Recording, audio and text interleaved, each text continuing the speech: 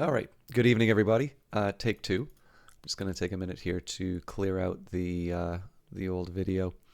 Um, so I'm not 100% sure about this decision to stream. I think most of you will probably hear that my voice hasn't fully recovered, but I'm also kind of uncomfortable missing a stream, let alone multiple streams. Um, and in particular on Wednesday, I'm going to be at the local game dev meetup, unless I'm like, unless I take a turn for the worst, in which case I'm gonna, I'll give it a miss. But I really don't like missing that either. But what it would mean is that if I missed today, I would be down Friday's stream, which I had to miss because I was much worse than I am today. I'd be down today, wouldn't be streaming on Wednesday, and so it would be more than a week since I had streamed. So, I do apologize for missing, especially because it wasn't a planned absence. I did put a note for those of you looking for Book of Hours videos. I don't know, maybe I would be able to record like this, but the problem with VODs is that, your state is like that kind of forever. And the longer I go, the worse it sounds, as well as the fact that I tend to cough quite a bit. So it's never nice to have someone coughing into the mic, but I'll do my best. Obviously, because I'm not 100%, all bets are off in terms of the quality of the gameplay. But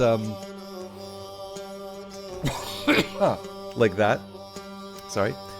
Excuse me. But we'll do our best. Sorry, 1 second.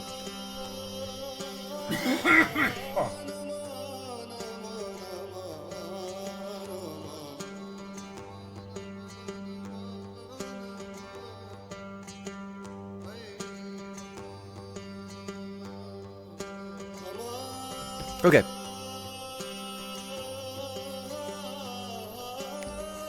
I do have some water with me. I've switched the water, which is hotter with plants in it, for just the regular kind of water.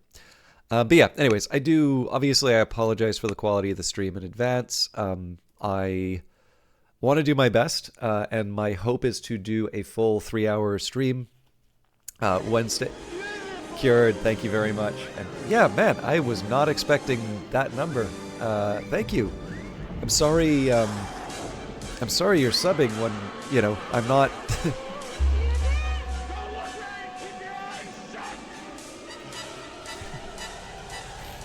I'm sorry you're subbing when I'm in less than ideal shape, but I appreciate it nonetheless.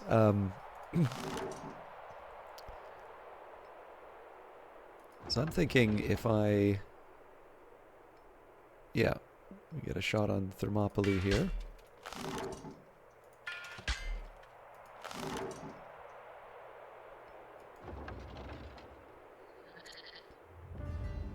I'm actually thinking we can probably...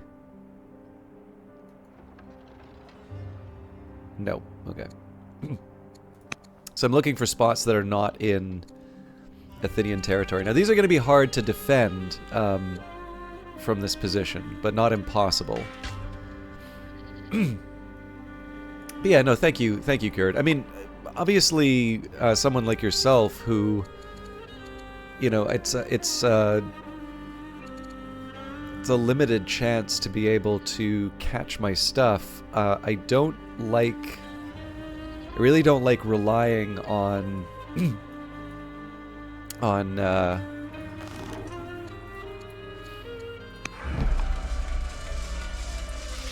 sorry, just taking a second here to level some of these up. Yeah, I mean, I kind of want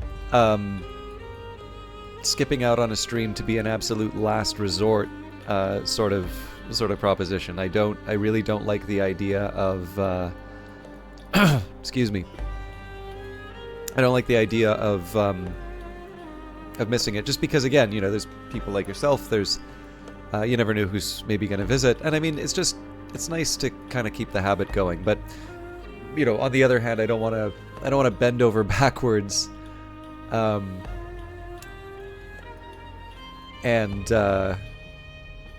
let my health suffer for streaming. Like there are other priorities in life. So, but I'm happy to be here, and I'm looking forward to doing some more Old World and hopefully making some progress. You're on day 5 of 10 in a row. You don't have much energy to do anything other than work or sleep. My goodness. Well, good for you for sticking it out, but that can't be fun. Okay. So I'm trying to decide how I want to position my units. I think throwing people up to the front line makes a lot of sense.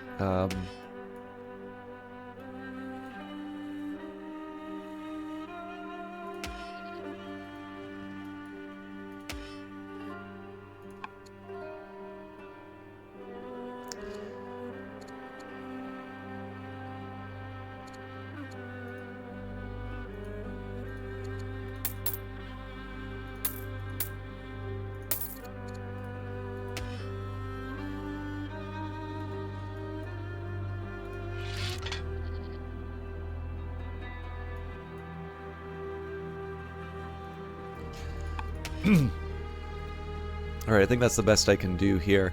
So, the overall plan is going to be to actually start the war with the Athenian alliance, but I don't want to just rush into it carelessly. I do actually want to put some effort into making sure that I can handle the...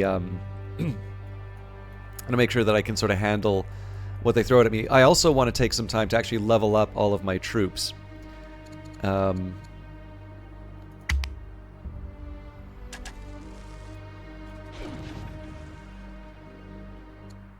Gymnasium training. Alexander has been working on his physical refinement, practicing athletics in the gymnasium each day in a wide range of sports from boxing to discus throwing. He regularly wins competitions in large towns and minor cities, and is now eager for a greater challenge. He asks you to sponsor games in the Aegae, where the best athletes of Macedonia may compete, and furthermore, that you select the nature of the competition. What sport shall the athletes of Macedonia compete in? We can call the best archers in Greece, so this is going to cost us some training. Wrestling and boxing will test Alexander. Horse race, running races to find the swiftest among us. And his time would be better spent. I think we're going to do wrestling and boxing. Okay, so we want to make sure that we're keeping the pressure on Eumolpius.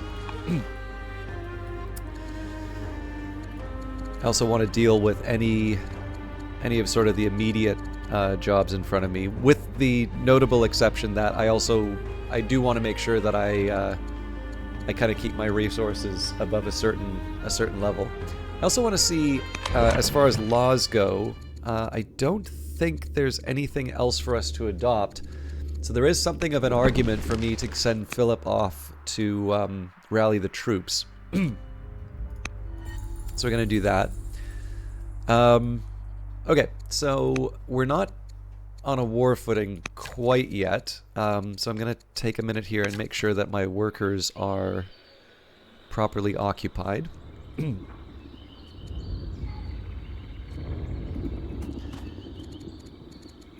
So I'll stick the quarry there. We're going to ditch the officers. Alright. I don't think iron would be a bad thing to keep working on. In fact, replacing the mine would make more sense here. It's a shame that it took me this realization, because like basically I can put my mines all in a big circle around here. So it's unfortunate I had to replace something useful to learn that, but I don't want to stick to a bad choice. Okay, so we don't have a developing culture. Now, farms would not hurt, but this isn't necessarily the kind of territory that I would... Like, it's not really natural for there to be a whole lot of farms here. So, I can see some sense in quarries. I think I'll stick those here. It's basically because I kind of want quarries for all of my regions. I'm putting down the military stuff first, clearly. But after that, I do want to make sure that I have quarries in all of my cities. Okay.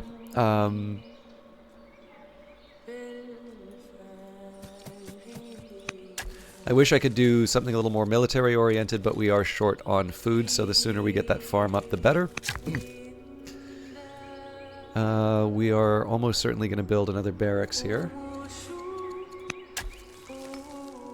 And then ranges when the time comes.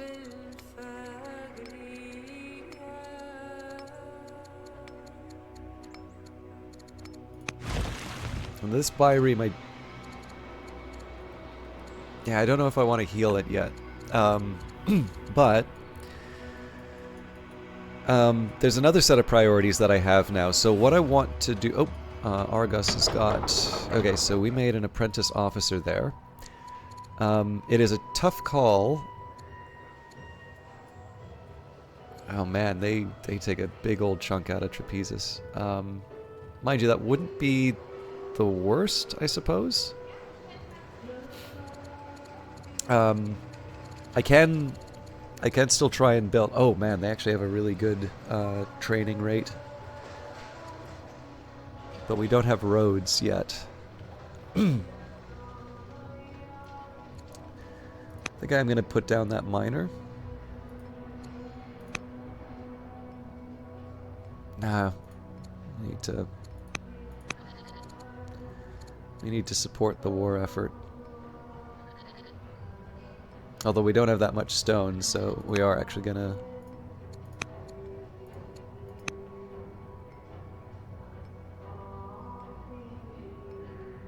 Yeah, that takes care of the citizens.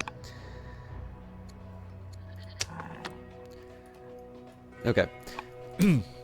So there's a specific order in which I want to do these things. So right now, one of the priorities is to make sure that all of the units that need to be at the front lines are. So for instance, there used to be some archers, but we're not that worried about what's happening in the north of the map. Now, I seem to remember reading in some patch notes that there were sort of raiders from distant lands.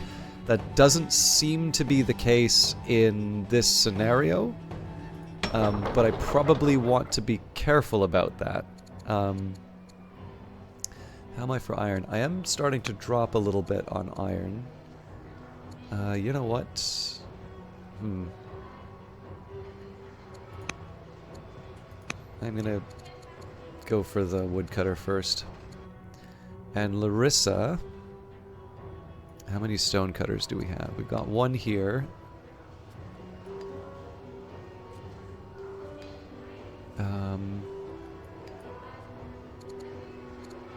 Okay, well we've used up the citizens, so this, it makes a little more sense for me to try and put down some of these improvements. Again, against the better judgment, I will put down an onager, and that's just because I don't want to eat up all of my food. Okay. So this unit's staying put. This unit's also staying put. Oh. How did I miss this worker? Okay, you have built your trio of quarries. So I'd sort of like to build the citadel, because that'll give me... I mean, they're already able to make the phalangites, though, so... the watermill will help the lumber mills, which is pretty much reason enough to build it.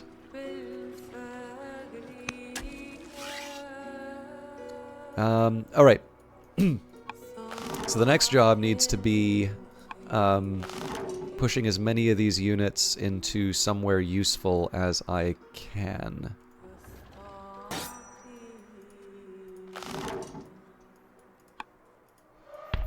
So this is a good example of a case where I'd be willing to sort of move something up, even though it doesn't have a direct... actually, you know what?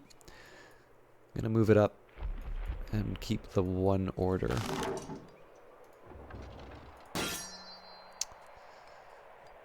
Okay.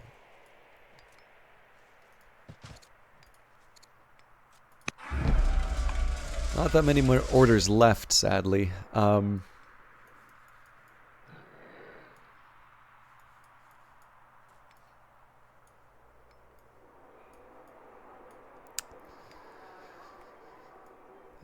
We're still recovering our orders. These are all training. So I think we'll move the axe unit up.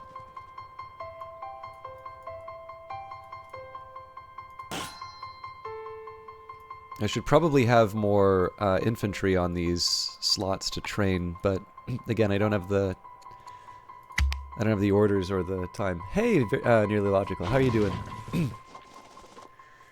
That's no good.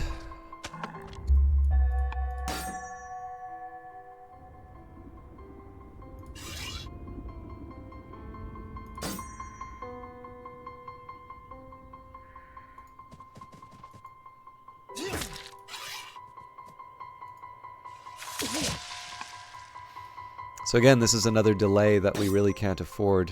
Let's go back to see what excuse me, the workers are up to. Have a good one, Kieran. Thank you for hanging out with me. Okay. So I suppose the logic would be windmill goes here.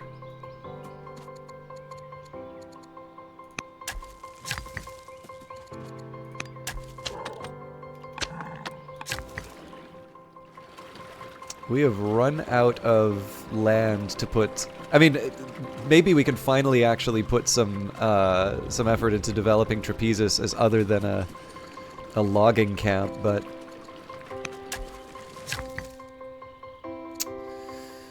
Alright, I believe here we want to turn this into another barracks. All my lovely stone gone.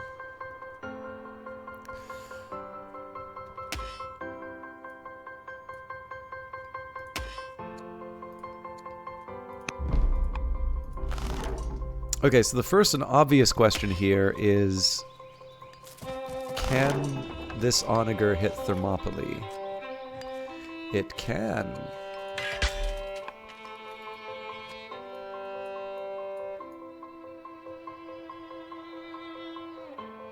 We have got a lot of idle cities and not a lot of stone.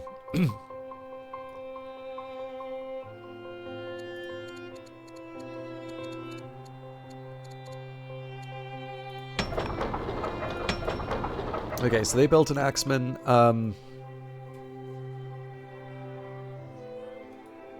I don't hate the idea of just investing a little more into my cities right now. Sporting chance, with the increasing recognition of the city of Epamnos as a center of culture, there has been a movement from the elders to host a festival of archery. A decree that was swiftly issued stating that in Epimanos no other sports shall be practiced. Rival factions have risen up, arguing that wrestling or horse riding provide the better sport. The beleaguered city looks to you. Which shall you favor? That the elders have their archery, wrestling is clearly superior, or horse racing is the best sport. I'm going to say let the elders have their archery on this one. Trika. Okay. So I think probably the rancher is the most sensible here. Patras, they've built their treasury. So probably woodcutter, seeing as this will give me access to the... Although this gives me access to more woods overall. Adalea, so they built a stone cutter. I mean, this one seems to be the most sensible. Oh, but we don't have citizens.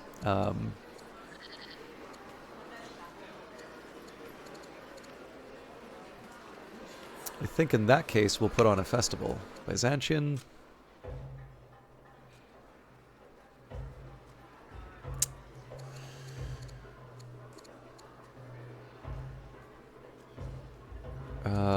I was originally going to go for the off... now we'll do the festival because we're getting close to the discontent.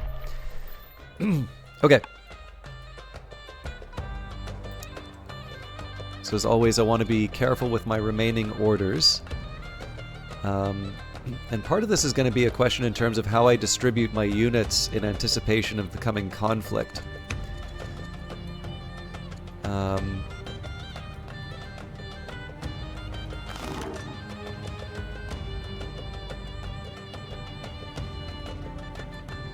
So I think it's pretty clear that the Onager is better served closer to the coast. Now there's a challenge with this, right? Because we're going to need to make sure we have all of our units protecting them along this side. But again, the idea of being able to rain fire down on Thermopylae like this is a little too good to pass up.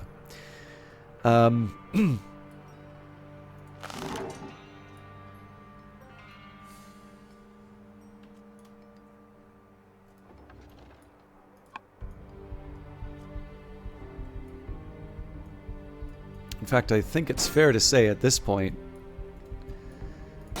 we're moving everything up to the front.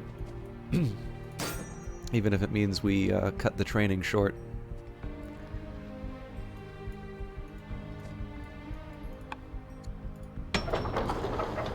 Okay, so you built a phalangite. I don't have the wood for it, but I think it's worth spending the money on.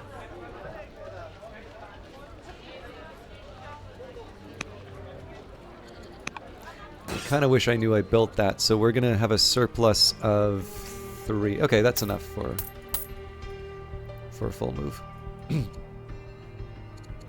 I also forgot to check if Alexander is...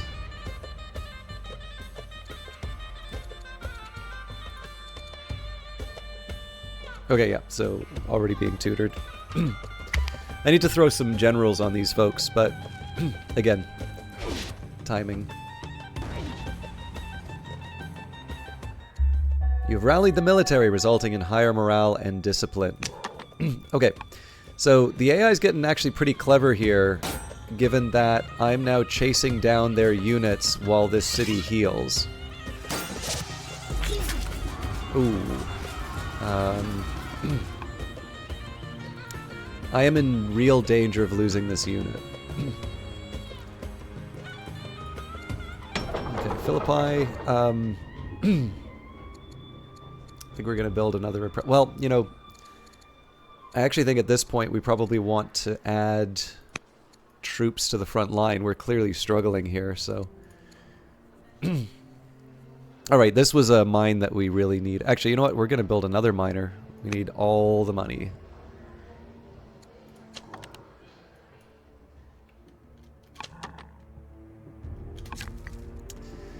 Alright, we've got our lumber mill.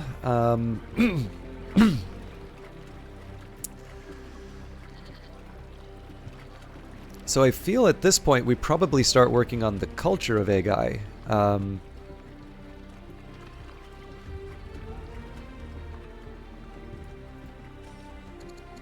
Well, that or the Citadel. I do have the option of a market.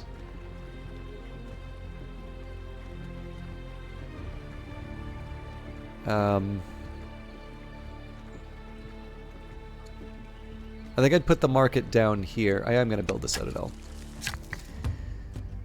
Alright, that was a road that we wanted to Thessalonica, so what we're going to do now is continue the route to the next region. Am I the sort of man who would do that many lumber mills? We're at 135. If I put down an omelet, I'm going to need the food, so yes, we are going to keep building lumber mills.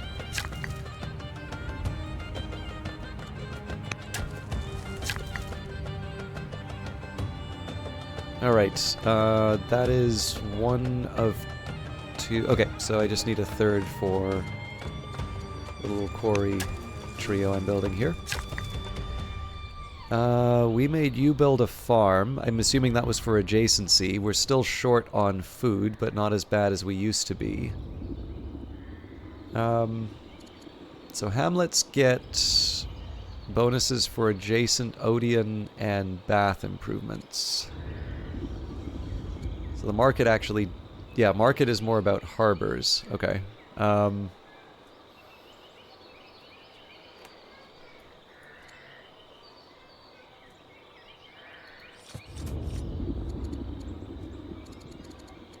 I mean, it's not... Well, it takes a lot of wood is the problem there. But we don't have quarries in this part of the world. And in fact, my quarry options are looking kind of dim right now.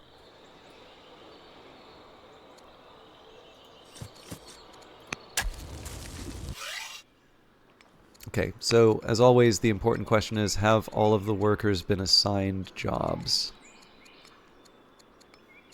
Yes.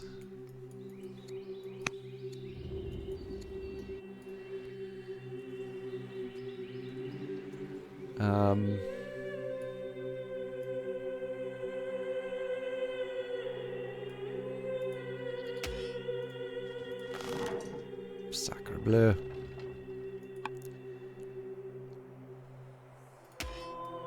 No war this day, folks.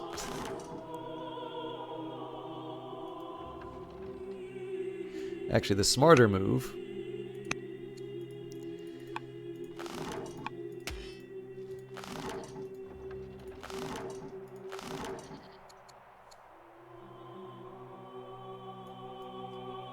Yeah.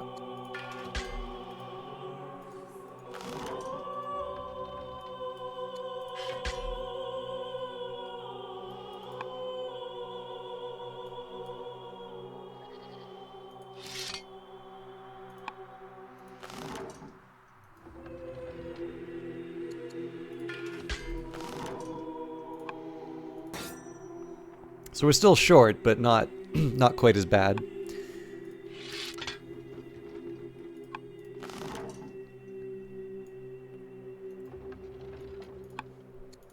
Okay, Trapezus. We got another woodcutter down. I think at this point we're going to maximize the coverage of the lumber mills.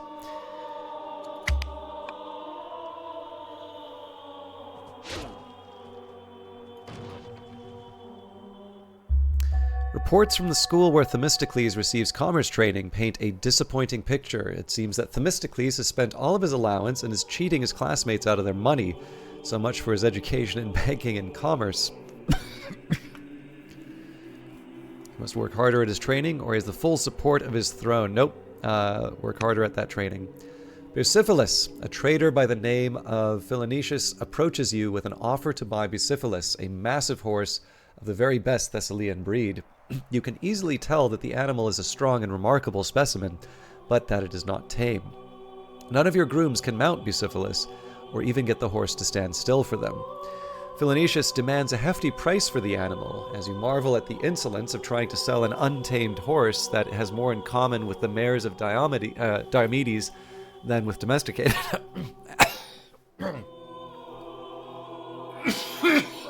Excuse me. Than with domesticated animals.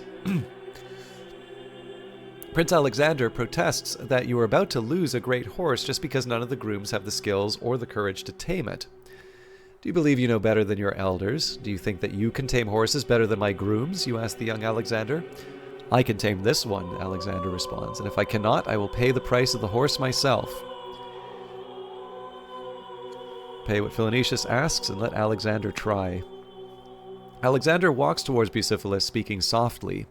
He takes hold of the horse's bridle and turns the animal towards the sun, having observed that the movement of its own shadow was scaring Bucephalus. Alexander lets the horse move forward, running alongside it and stroking it gently.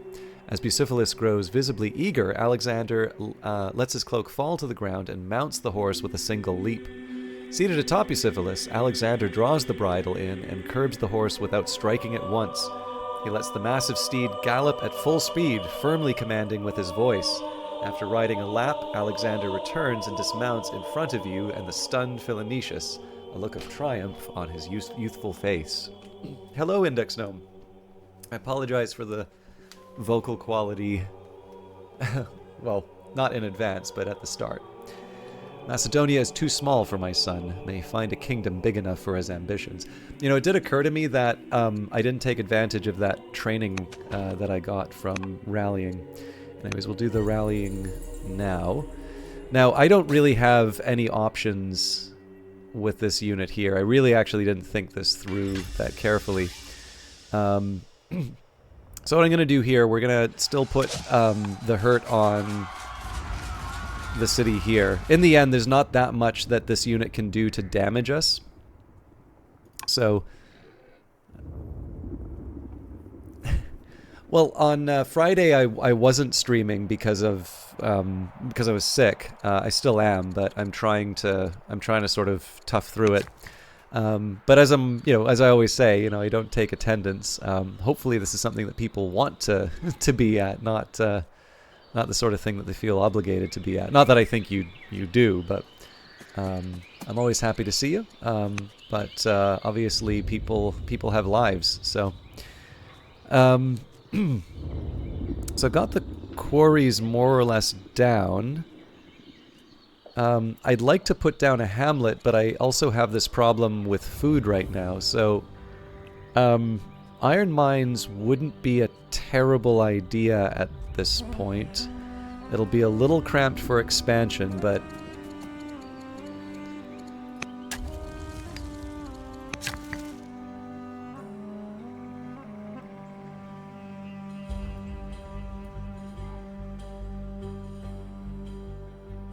And I think similarly iron mines here.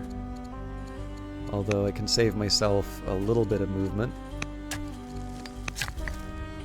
Alright, this is the first quarry. Now it occurred to me, like, what I'm going to do here, I'm going to put the stone cutter down because then we can sort of expand out this way.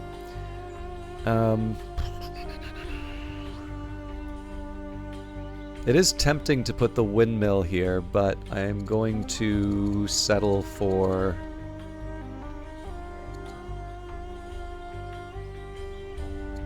100%. I mean, there's no reason not to put it down. Okay. I am very tempted to put down a granary right now.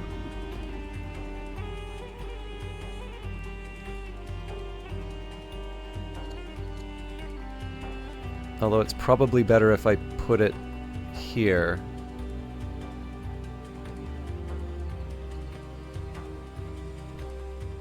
Oh, all these numbers suck. Okay. Granary, farm, maybe another farm here. Ooh. Still don't have land consolidation.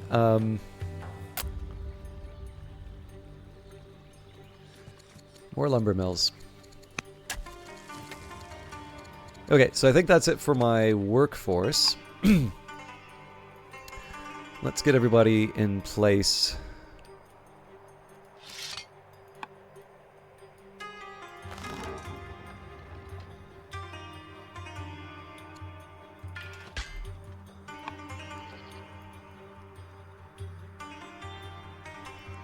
Now, one big thing that I want to do here is make sure that I get a bunch of people trained as well. Okay, I don't have any current generals available. So it's one thing for me to have all of these units sort of up at the front, but they're not necessarily elite.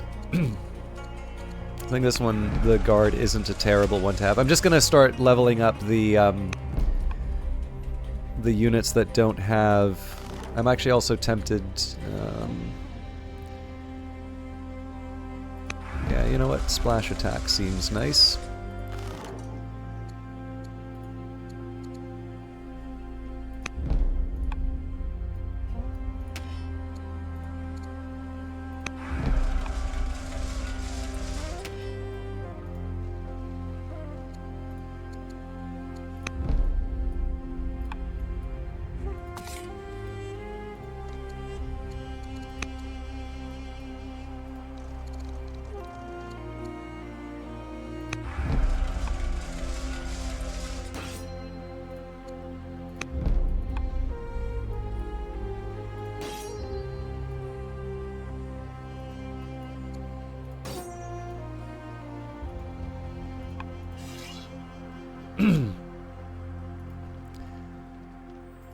Okay, so I have a surplus of 3.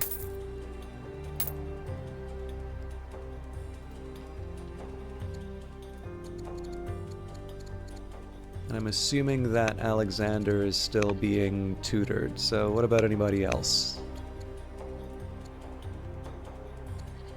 Yeah, everybody's currently occupied. Okay.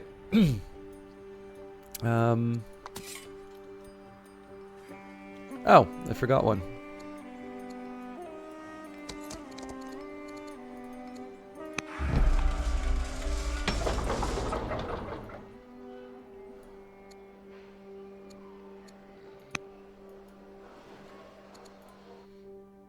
Olynthes.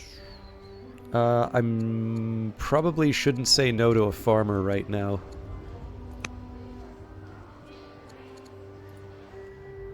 Pella, definitely the Flangite. Okay. And the game crashed.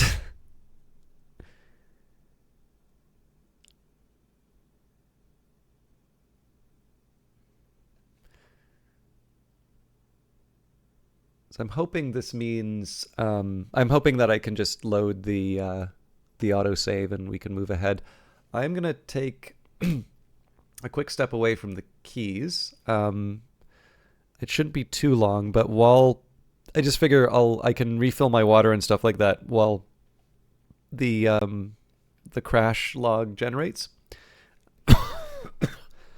So again, I realize this isn't the most exciting stream, but I will do my best to try and pick up the pace, and I don't know, maybe get like a throat lozenge or something like that. But I will see you all in just a little bit.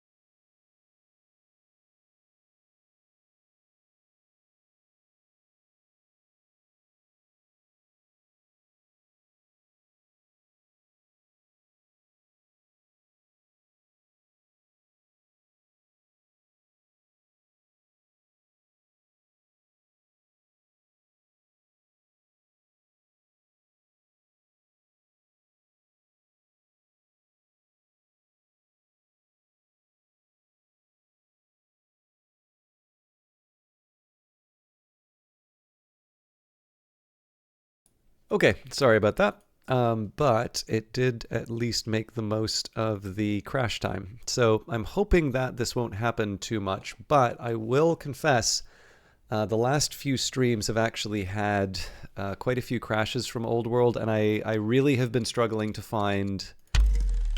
I've been really struggling to find the reason. It's not, I mean, I don't mean to sound overly critical of, you know, the game. Like, clearly there's a very talented team, and they're certainly very experienced, so I'm assuming somewhere between, you know, how do I put it, my experience and it was what the game is intended to do in my experience, there's something getting in the way, but... Anyways, Oligarch Mellinger the Younger, governor of Agai, has plans to execute an individual that he claims is leading local rebellions. However, many in Agai believe this man to be innocent, and that Oligarch Mellinger the Younger sees him as a rival. The accused supporters have asked us to intervene on his behalf. We have the power to override the order of execution, but it would certainly offend the city's leadership. So, political rivals should not be silenced. Nope. So that definitely has a cost for me, but I'm gonna take my chances continuing to siege down that city. Now I do have to heal up the Byreme here. And let's go back to our workers, make sure that they're doing something useful each time. Okay, we have space for a grocer. And this would be, actually, you know what? If we put the grocer here, so here's what I'm thinking. Grocer here, and I bet we can, nope, we can't put a harbor there. But maybe that's because we haven't built the harbor improvement yet.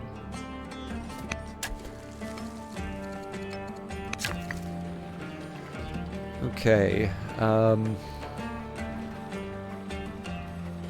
more wood.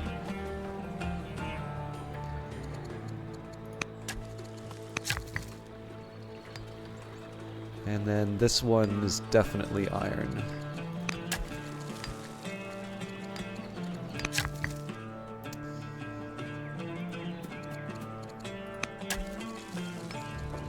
Alright, so that should be it for the workers.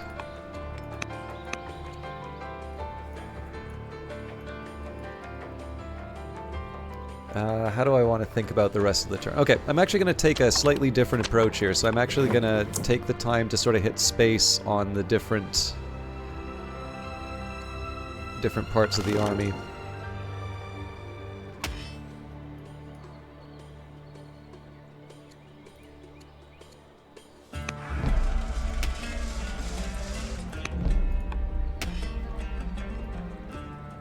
Okay, more units for the front. Not quite sure what I'm going to do with them yet.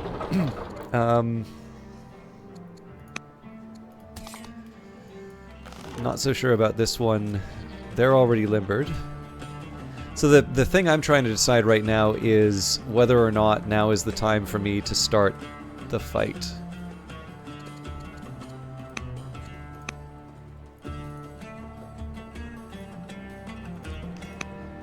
Let's stop being babies about it.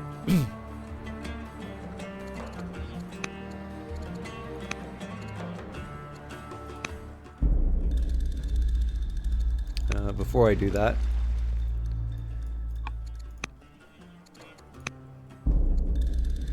the court awaits your command. Shall we declare war on the Athenian alliance? The court is rather enthusiastic at the prospect, as we have reason to believe the Athenian alliance has a weaker army than ours. Okay, so one of the first things we need to do is take out the archers here. So I need to protect the onagers basically at all costs. So what I'd normally want to do is use this ballista on... I normally want to use it on one of these ships, but I don't have that option, so...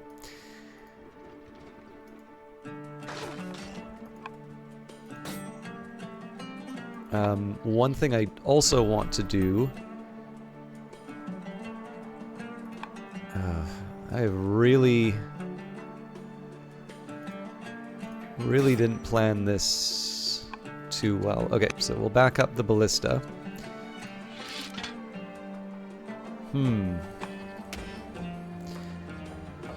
Yeah, so unless I get a solo kill on it, alright, so I do have another idea.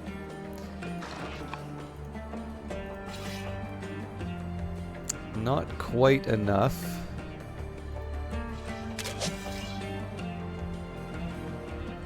Unbelievable.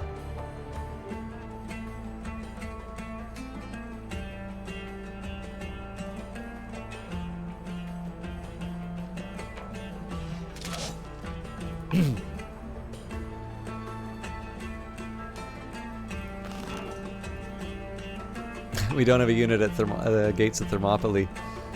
I'm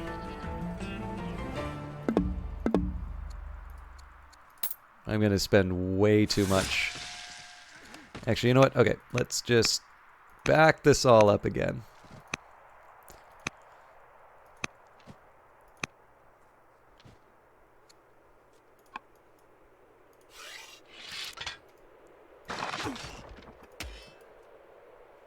Ah, Jesus. All right.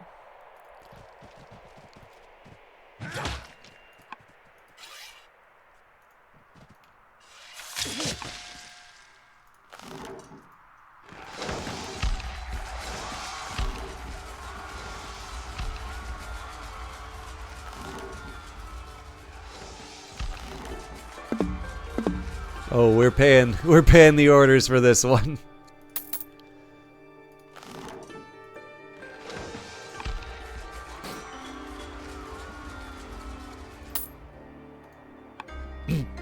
The siege is over, an Athenian city has fallen to us in battle. In the aftermath, a message arrives from Demosthenes' royal envoy. So we can get a truce, or no, there will be no truce. So it's going to take 3 turns to capture. Now, the other big question that I have is how much do I want to sort of rush in my units? I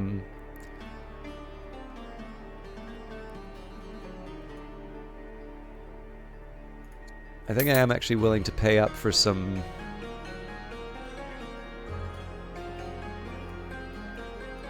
Oh god, I didn't think this through.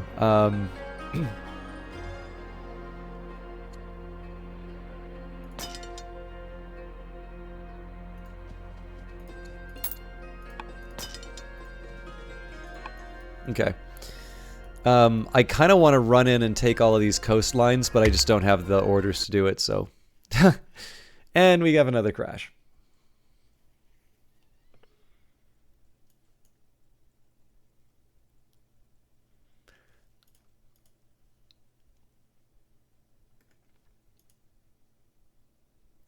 So, this is a nice start in terms of capturing a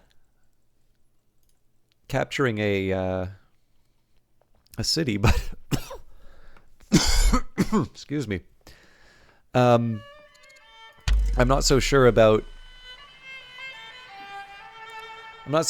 delivering the rest of the, like, like very clearly I started this war on a whim almost.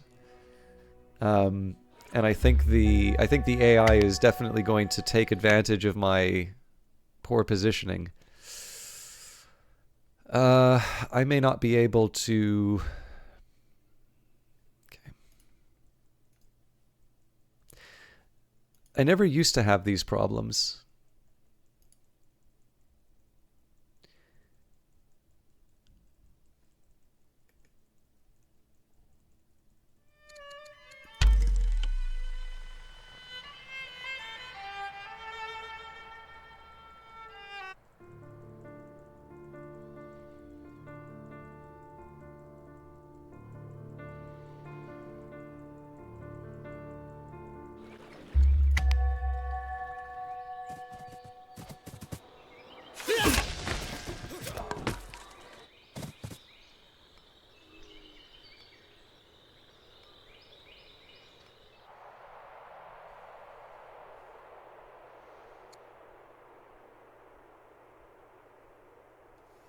I'm going to say skip animations, because I have a theory about what might have caused some of those crashes.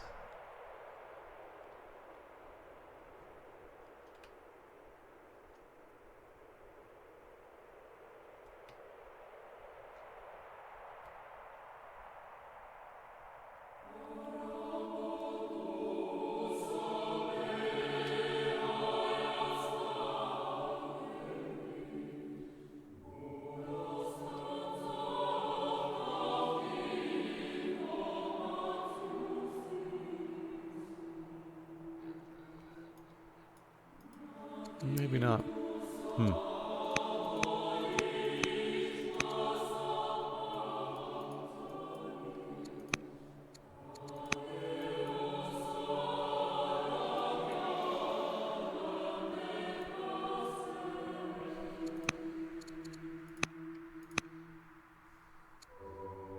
Yikes.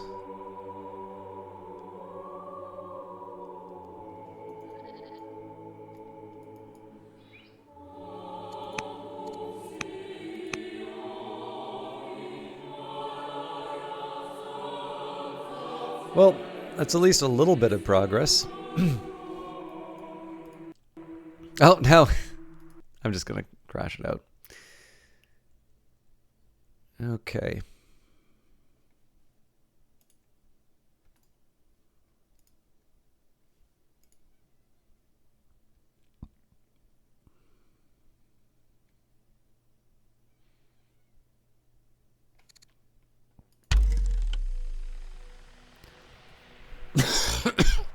Excuse me.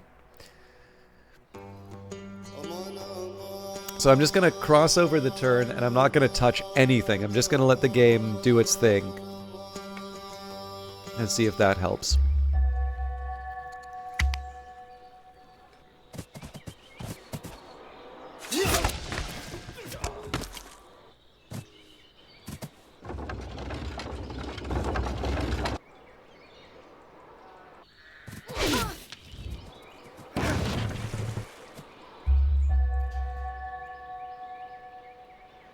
Okay. Scrolls and maps litter the palace floors as Alexander studies to advance his knowledge of military tactics. His tutor, Aegis, wants to know what direction he should take in the shaping of the young tactician's mind. The art of war takes a lifetime to master, and lessons learned now will lay the foundation for the kind of leader Alexander becomes. He should study the leadership of great generals, or he should memorize drills and tactics. Leadership of great generals. Okay. So I have a few different priorities here. So I think I was going for land consolidation. Alright, now this is fully healed, so that's useful information to me. Now, the priority here is definitely going to be on... like, at this point, I want to take everything that I can. So one... one big temptation is to actually just run Philip in and do this, but he might be in trouble if that happens. We also did a really good job of taking that city very fast. You're joking. All right.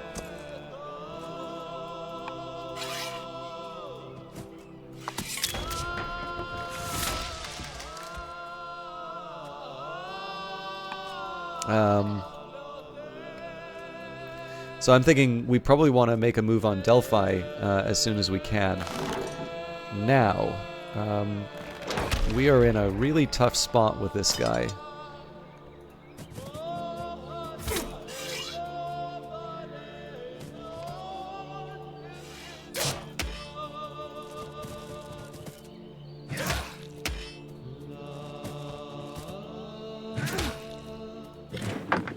We don't do anything even close to enough damage. So one of the temptations I have is to try and drop the bombs on Delphi. Actually, it looks like that's not going to happen. So, okay. So plan B, we'll move the siege equipment as close to the targets as we can.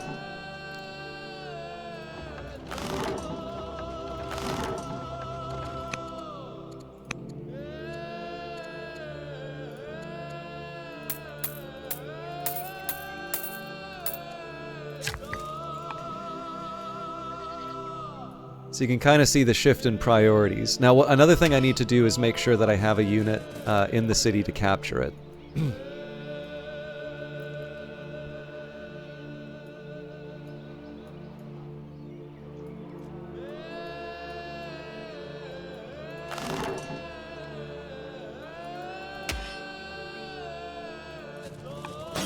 I don't want to get completely reckless with my units. I would like to have some people on the coast, but I don't have...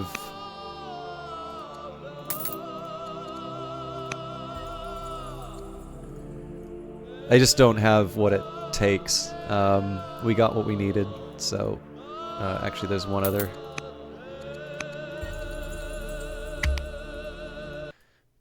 Jesus! Oh, no, actually, that's on me. I think what's happening is when I use the left mouse button to move the screen, that seems to be what's triggering it. So I'm going to avoid doing that in future.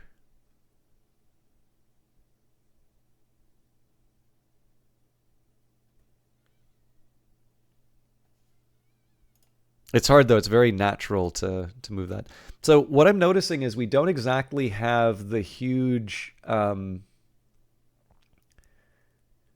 okay, yeah, actually here's the way I want to put this. We don't seem to have the huge influx of enemy units the same way previous attempts have gone, and I don't think that's because Athens has been underinvesting in them. So, for instance, that cavalry unit, I think is very likely going to die, and the thing I'm worried about is that I've spread myself out too much to be able to handle whatever,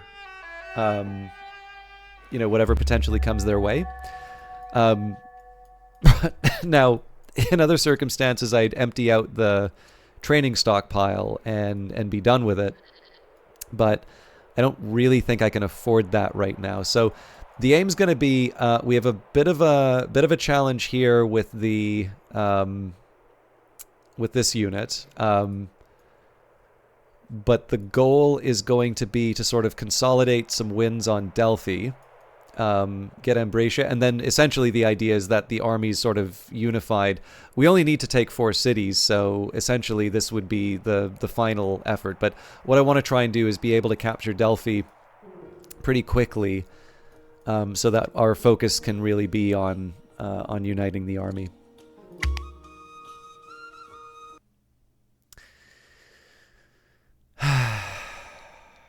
I definitely didn't try to move the screen that time, so I am going to be, I mean, again, I think very highly of Mohawk, but I am going to be quite disappointed if I find out that this is a result of me not having the DLC. And I mean, again, because I haven't been able to find a solution, I think it's best not to not to assume something like that, but I don't know, like it is difficult. I mean, this is the most likely scenario for a win finally for me, so it is definitely a little frustrating. I mean, on top of the streaming thing, it is a little frustrating to have to reload every couple turns. So, but we'll do our best.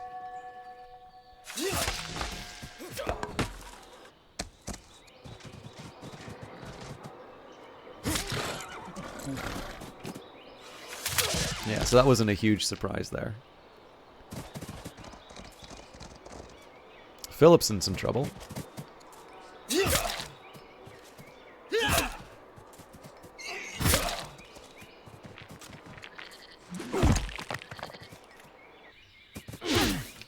I'm actually really surprised he made that, but getting him out is another question. We are in no position to give aid. The mongrel. One day on the training grounds, Prince Alexander notices a lame mongrel begging for scraps. He takes the creature into his care and nurses him back to health. From that point forward, the creature never leaves Alexander's side.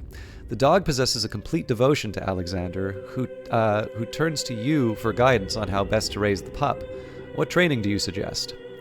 Should treat the dog with affection and gentleness, use a strict system of rewards and punishments, or beat and torment the creature for loyalty? No. Affection and gentleness. Eurydice and Odata are squabbling about which of them is your favorite. As neither of them wants to concede to the other, they demand that you settle matters once and for all. Please stop. I value you both equally. So, Eurydice is the favorite. Odata is the favorite.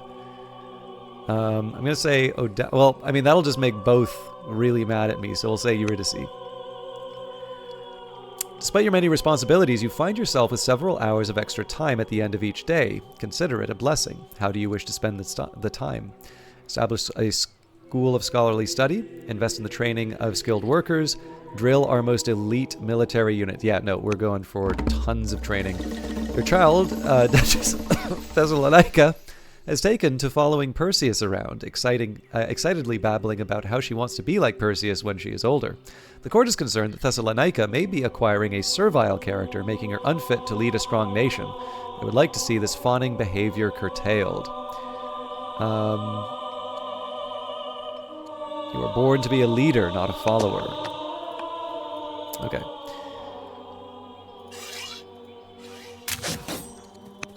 I definitely have plans along these lines, but let's deal with the situation I find myself in. Oh, looks like Philip's unit is down, actually.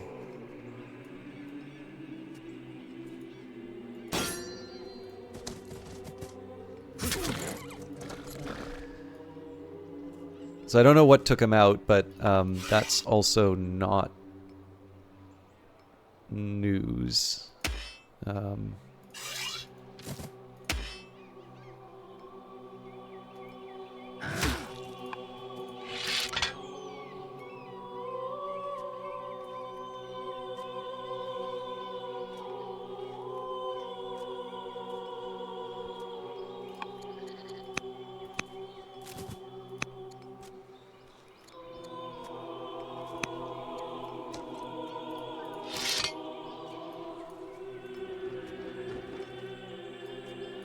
How does that work?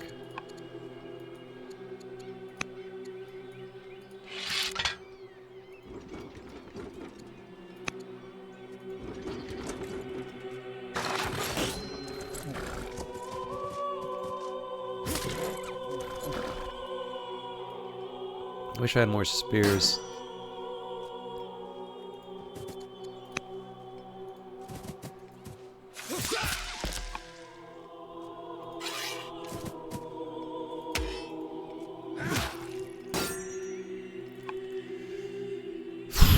Okay. So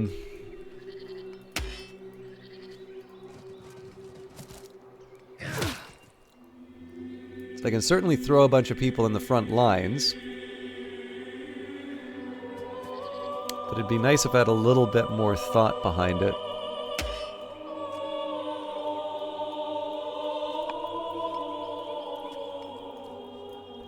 Now, here's a question. Yep, that can hit Delphi.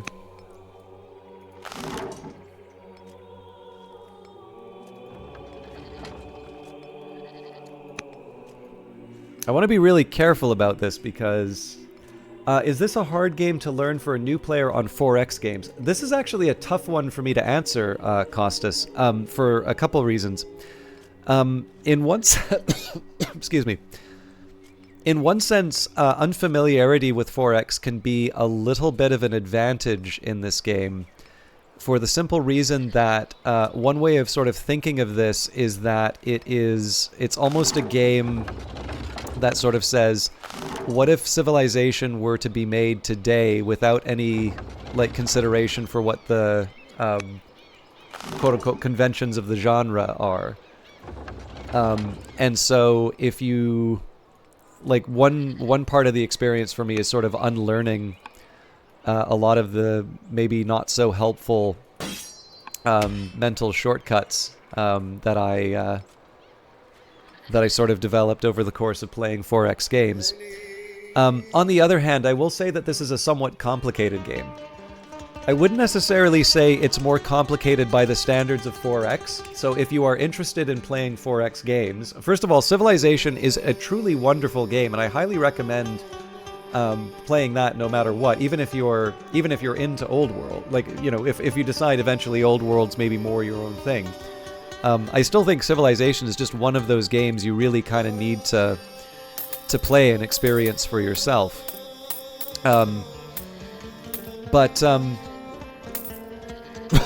Excuse me.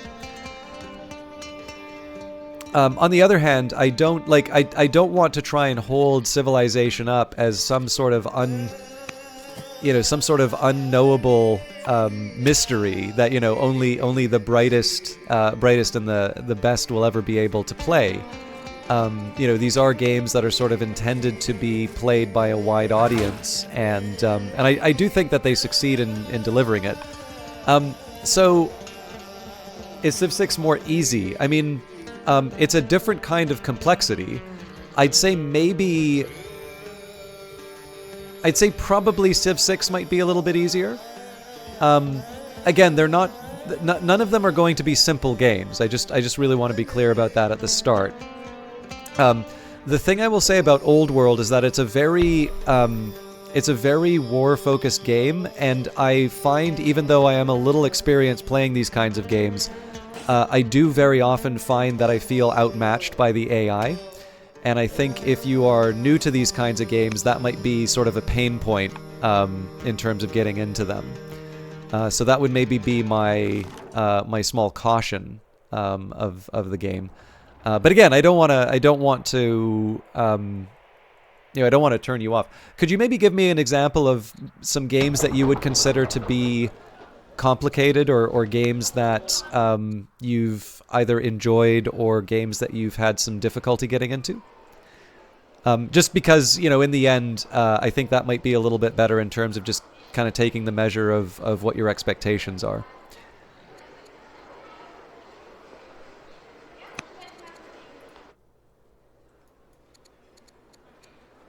Okay. I'm still short on food, but I think I am going to build a replacement cavalry. I've got another onager. I mean, at this point, I just don't have enough orders to bring all of this stuff in.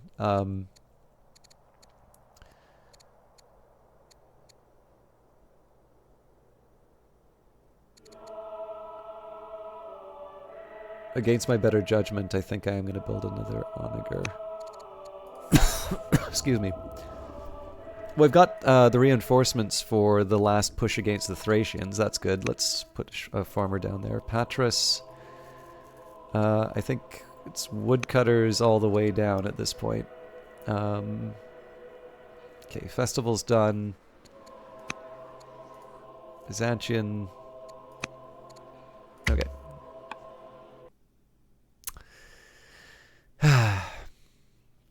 I'm hoping if you do try Old World that you're not running into this problem that I'm getting. Now, I guess the other problem that might be coming up would be version numbers. You don't play any other 4Xs. You usually play online. Oh my God! Is good. Little more than a tuppence. Still less than the worth of entertainment consumed. Hope this brings some solace for your night. Mad Dad, that is a very generous amount. Obviously, I mean, I think one of the drawbacks I'm running into here is that I've gotten to get so familiar with you in your comments. Anything I say is going to feel like a, is going to feel overly familiar for such a generous donation. But thank you very much for that. You are right that is much more than a tuppence. And of course, you've been very supportive of the stream in terms of your comments anyway. So please do speak up if you're if you're in chat. But excuse me, let me just leave that as a simple thank you, and perhaps I can offer you a more eloquent one when I'm not so sick. But Costas. So you normally play online action games like Diablo or Path of Exile, and you want to find it interesting to play a 4X game. Okay, so no, that's a good place to start. So yes, I mean, I'll put it to you this way. I imagine that Diablo or Path of Exile has a certain level of complexity itself, in the sense that you probably don't just randomly put together your items for a build. Like, you probably put some thought in terms of how you... Well, I appreciate that, Mad Dad, but certainly I don't think that's the only way you can engage with what I'm doing here. I mean, it is given for free, and I can't turn around and say I expect people to pay more than that. And I apologize, Costas. I know I'm all over the map here. So yeah, I mean, one thing I will say, if you like working your way through certain builds and certain priorities, let's say, in terms of setting everything up, I actually think you'll really enjoy 4X games. If what you tend to find is you do builds that you find online, which is a perfectly fine thing to do, there's probably going to be that process of thinking through how you're going to take a turn. So, based off of that, I actually think Civilization might... Okay, actually there's two things that you might want to consider. If you find the ancient world very interesting, so, the civilizations around the Mediterranean, or, the Fertile Crescent, you've got ancient Egypt, you've got Rome, you've got Hatti, you've got Greece, currently playing as Macedonia. this is a game that focuses entirely on the ancient world, maybe a little bit of the Middle Ages at the very end. Whereas Civilization is almost this highlight reel of all of the, all of the great accomplishments of humankind. And it also has a bit more variation in terms of its victory conditions, which can be a bit of a plus or a minus in terms of complexity, because obviously more victory conditions means there are more things to keep track of. So where I'm kind of converging on, I would imagine that probably Civilization might be, all things being equal, a slightly better place to start. But I do think there's something to be said for, interest in a subject. And that could be a reason why you might find Old World more compelling. You have recently bought Solium Infernum, downloaded the demo of Revival Recolonization to have a start. That's interesting. I haven't actually played either of those. I should take a look at them. I believe Old World may have a demo. Let me just take a quick look here and see what's going on with it.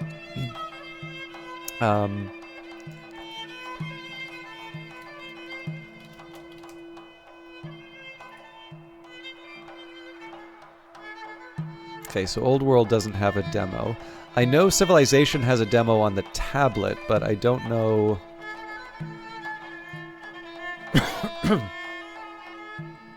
Yeah, I don't see one on the Steam page for... Oh no, I see download PC demo for Civilization. Did I miss that for Old World? Oh yeah, no, there's demos for both of them. Okay. So, how about I do this, Costas? I'm going to do my best to try... I mean, because I've been dealing with sort of crashes and things like that, I've fallen out of the habit of talking through what I'm doing on a turn. But maybe what I can do here is I can put a little more effort into focusing that attention back where it needs to be. And so if you have any specific questions for me about my decision-making process, feel free to jump in, but I'm going to do my best to sort of justify each of the choices that I'm making on this turn, as I do them. So one of the things that is unique to Old World is it has an order system. So in a lot of 4X games, you basically get to move every single unit on the table no matter what. Now, one drawback here, I'm just going to show you. There's an undo button, which is kind of nice. This unit ran off, which is going to create a problem for me later. But in the meantime, I can start sieging down the city.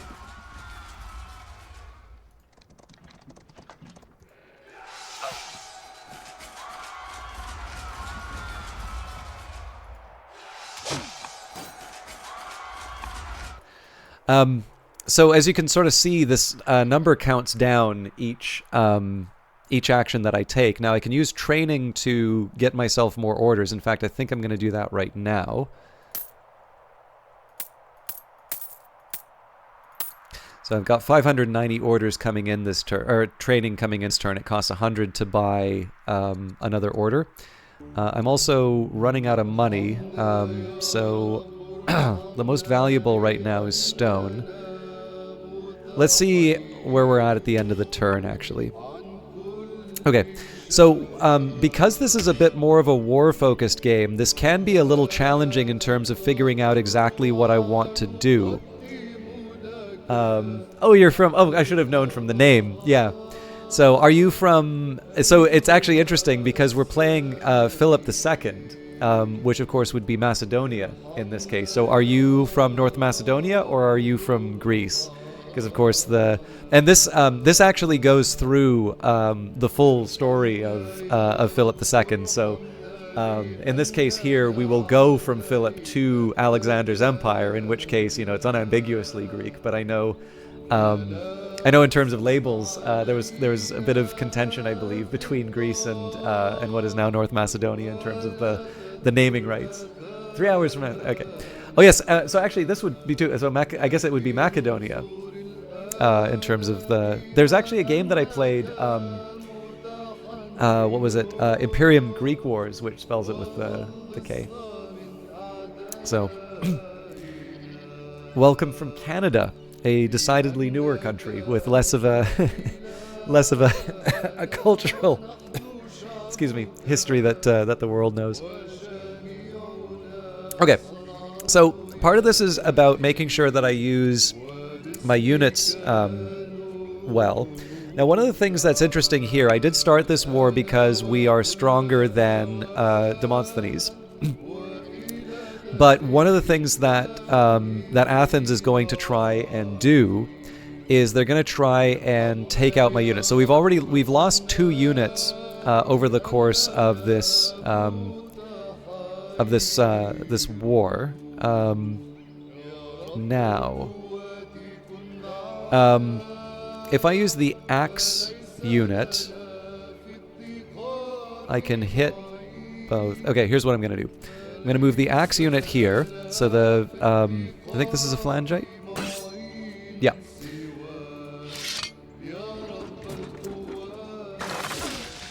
So that was able to take out the lighter unit. But I'm also doing this because I have other options. Oh, actually I have fewer options than I thought.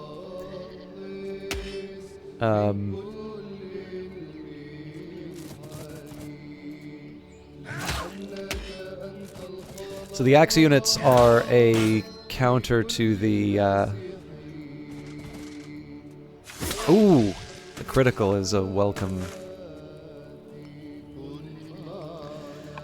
development. Alright. But yeah, so one of the things I want to do right now is clear out as many enemy units as I can.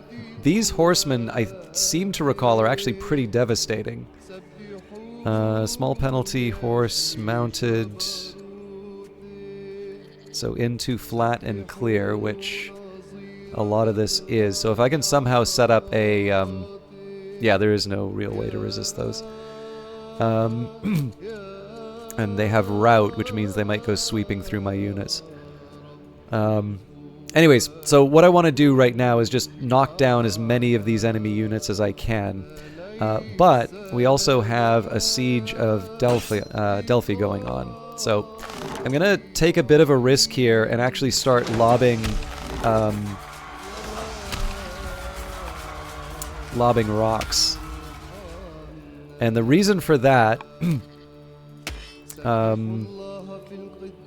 am going to run into here.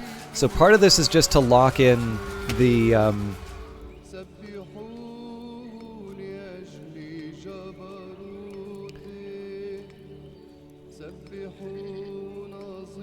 Part of this is about I want to try and lock this unit in. I don't believe they would be able to move on my onagers. It's possible that that I'm wrong on this, but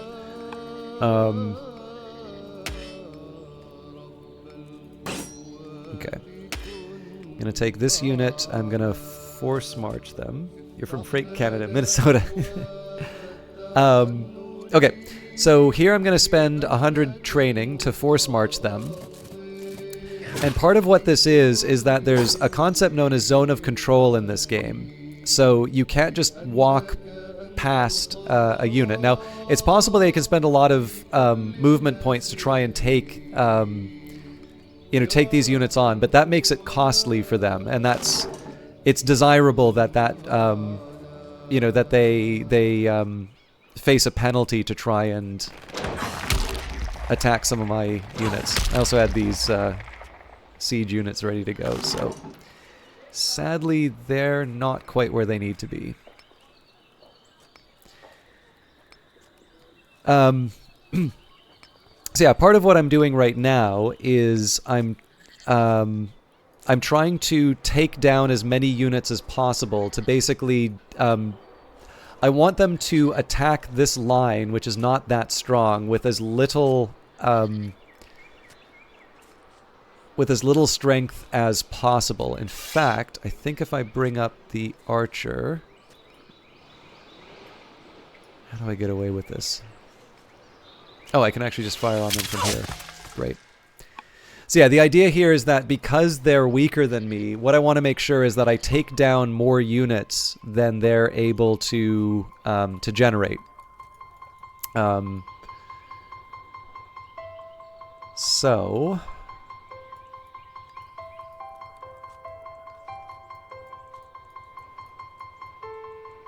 I have 15 more orders left, and I think what I'm going to do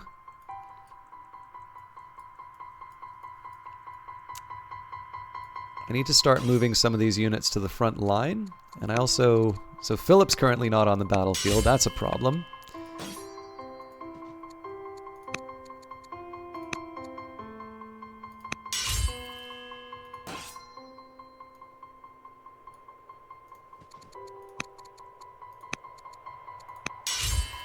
And then sort of all of these units from behind, I want to try and bring them... I want to bring them closer to the front. Okay. So we've got Thermopylae. We'll start by repairing the walls. This stonecutter's given me access to the other zone where I was going to put down another quarry, so that's good. I think I might even put down another one here. Pella, I think we're going to keep making phalangites. Epidamnos. Okay, so we've got the 2 miners. We're still very far down on cash. So I think the rancher is the right call because we're not that healthy on food. But I do want to build that other treasury. Thessaloniki. Well, we were going to put down the quarry first. And the reason why I'm doing some of these actions, usually for the quarries, this is another way that Old World is different from a game like Civilization. In Civilization, normally in a city, you're going to have something like production as a...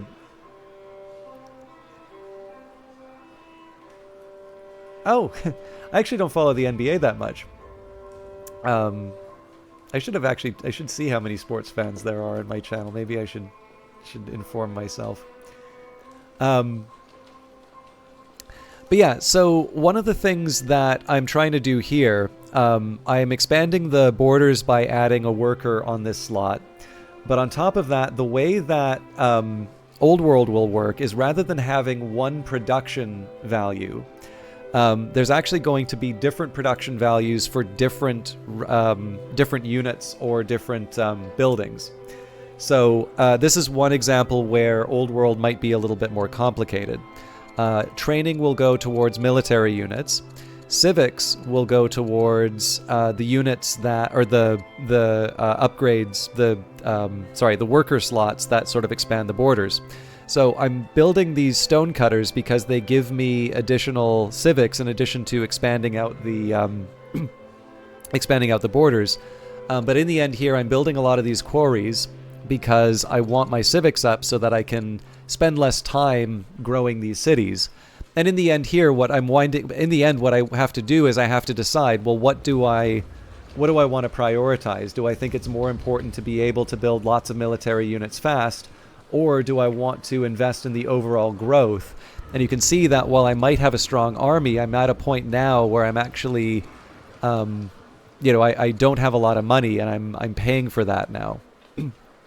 So, anyways, I finished the expansion, so I think the game will already sort of sell stuff to get the money back, but what I'll do here is I think I'm going to sell off some iron. Yeah, and then some stone as well. We make 100 a turn of each of them, so we're just slowing the rate at which that number's going up, rather than completely losing the production. Does this game have tutorials separate from the main game for new players? It does. In fact, so not only is there a tutorial level, but there is a learn by playing series. So that will take you through a few different nations and at varying levels of difficulty. And what I'm actually doing is I'm playing one of the scenarios. So the first set of scenarios is the Rise of Carthage. The scenario I'm playing right now is one of the Heroes of the Aegean scenarios. So that comes from DLC that you need to buy. But I actually tend to find the scenarios are not a bad way of learning how to play the game, after you do the tutorials, of course, because they are letting you focus on particular goals. So what I have right now, right, I want to take the last of the Thracian cities. I need to capture Eumolpius. Excuse me. I need to capture 4 cities from the Athenian alliance. and then the optional goal of killing 5 Spartan units.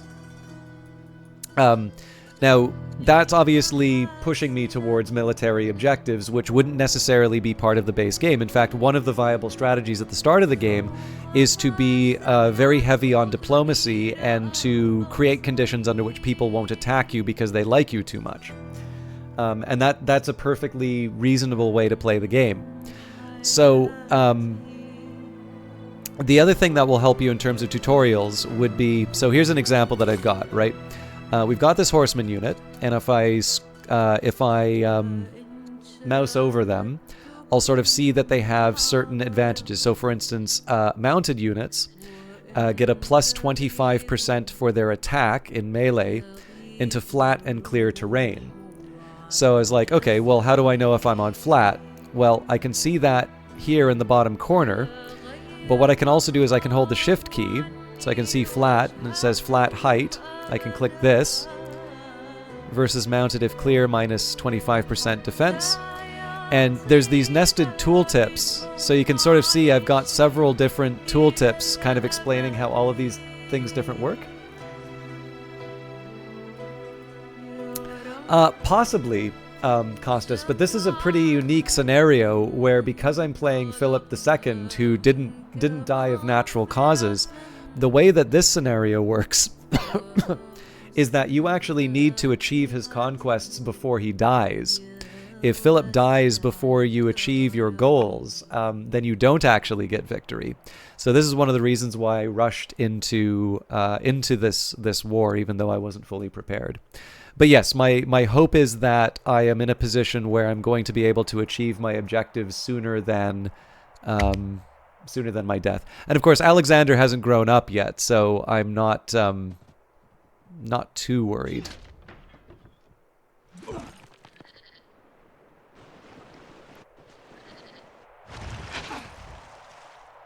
Okay, so I expect the cavalry is going to come up. Oh, that's a real shame.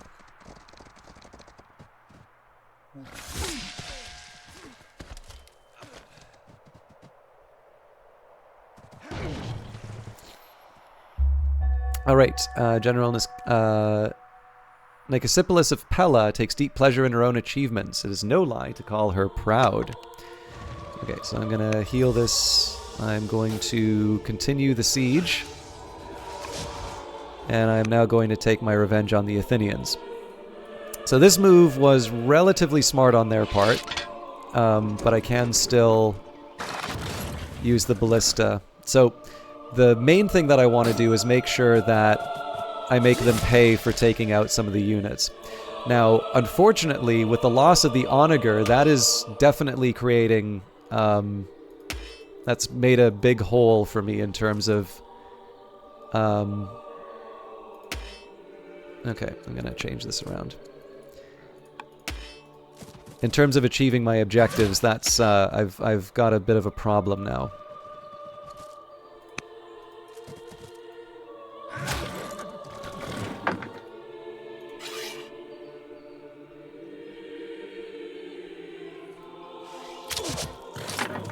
Still not enough.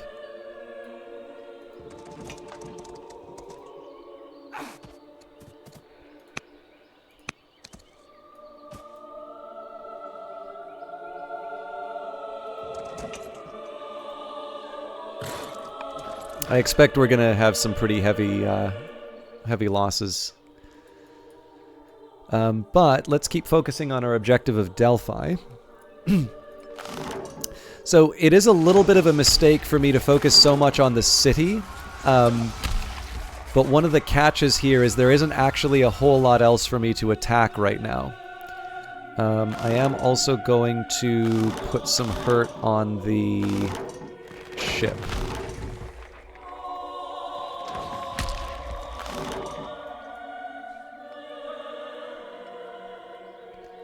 Yeah, so if I can attack a military unit, I will, but...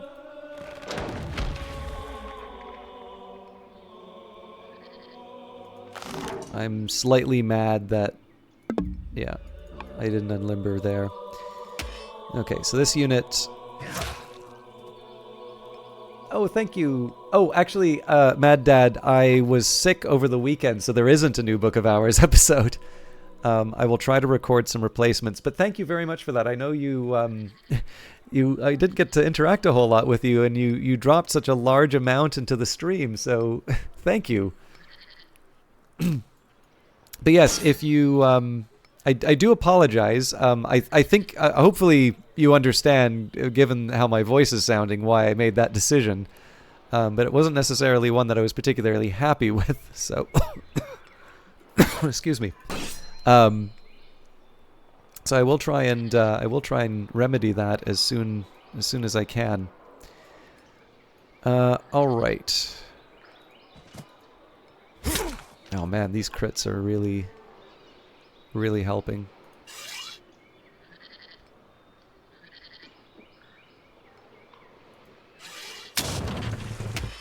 So I'm worrying a little bit about overextending.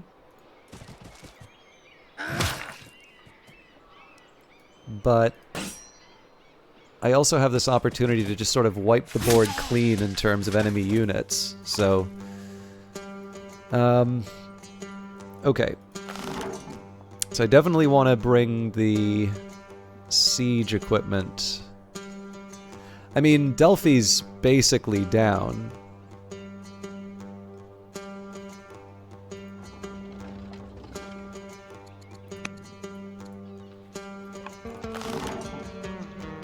I can't really unlimber beside a unit that can attack it, so...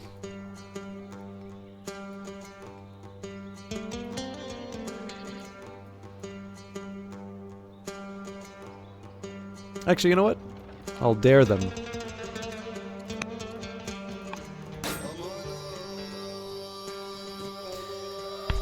And right now I'm going to focus on getting the closest units into...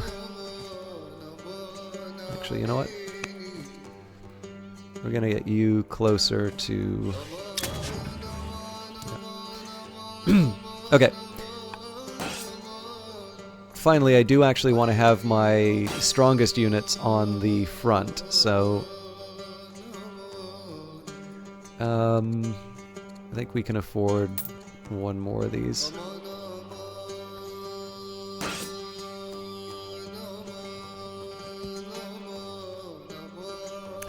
Yes, I do. So I think there... actually, I don't think there's an option to raise cities in this scenario. You do have the option of destroying the city in the main game. But yeah, in this case, I do plan to, when I take Delphi, when I take is it Caranea? And Ambracia, all of those will be added to Macedonia.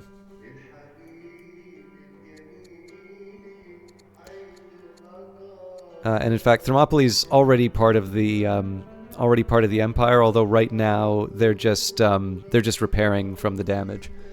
But that one's helpful because when my units get damaged, I'm actually going to be able to move them somewhere I can heal, which is a problem I've traditionally had whenever I'm fighting Athens. Okay, so Terissa, I need to find where they are again. Okay.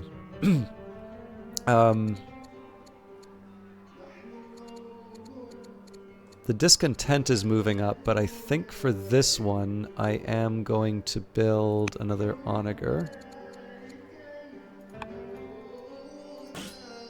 And yeah, we'll end the season. So I'm curious to see what the AI does in terms of attacking me.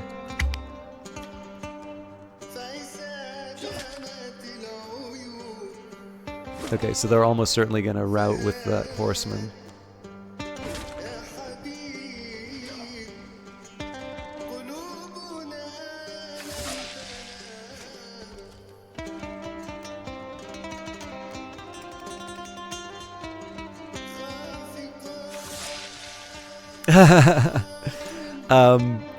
Yeah, that's the way the soundtrack. This actually, you're only listening to a little bit of the soundtrack just because of the way the streaming option works. All right, So this is one of the things we haven't really talked about yet. I'll show you the music. By the way, if you don't mind me asking, how long did it take you to finish the Apostle Obstinate playthrough? That one, it's not as long as the Librarian run, Mad Dad, but I'm not sure. That was one of my earlier streams, so I'm not 100% sure. What you could probably do though, if you put the playlist, I think there are tools online where you can actually take the link for a playlist and it will actually calculate how long the videos are. And I know you like playing them at 150%. So, oh no, you know what? Those tools. Hang on, just give me a second.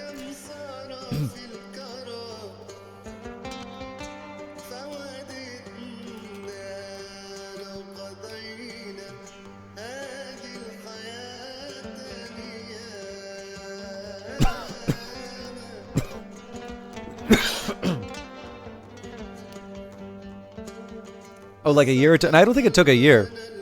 I think probably Book of Hours is the longest I've spent on something.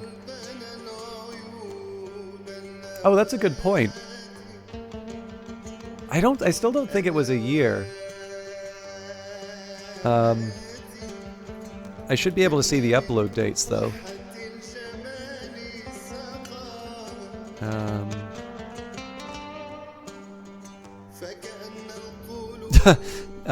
YouTube's giving me a big little oh, for heaven's sake, sorry, I'm getting a ID thing.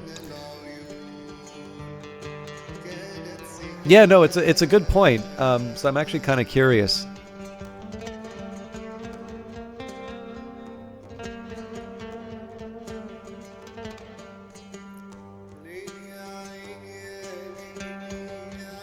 Sorry, Google's giving me a verification. Okay.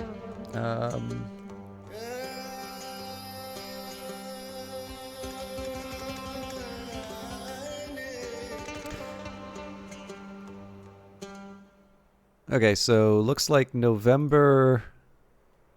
The last part of that was uploaded November 10th.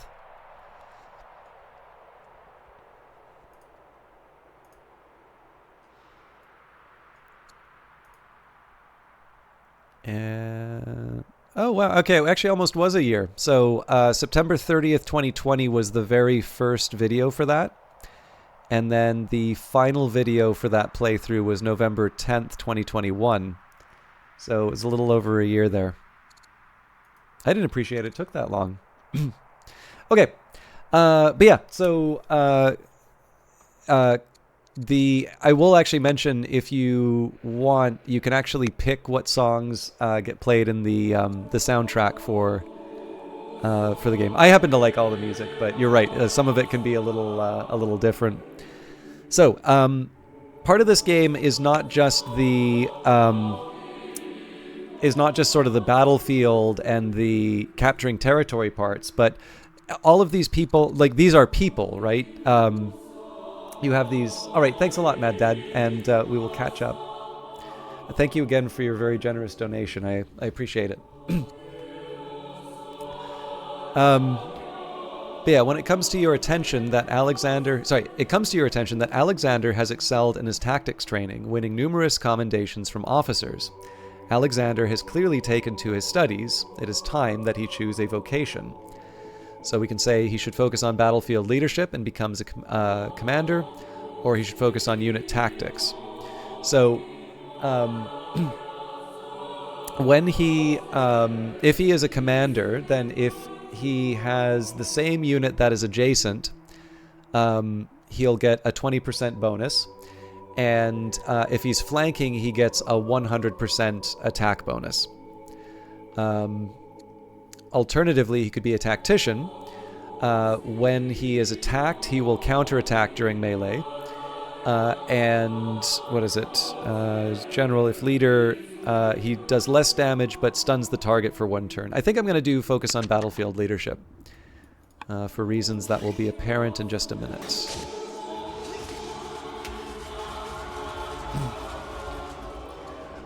You don't have to, but there will be consequences for it. So, for instance, you'll see that some of my families here are unhappy with me. But if I take a look at some of these generals, so the Chaonian family is actually quite happy with me. So if we take a look at these traits, let me just see here.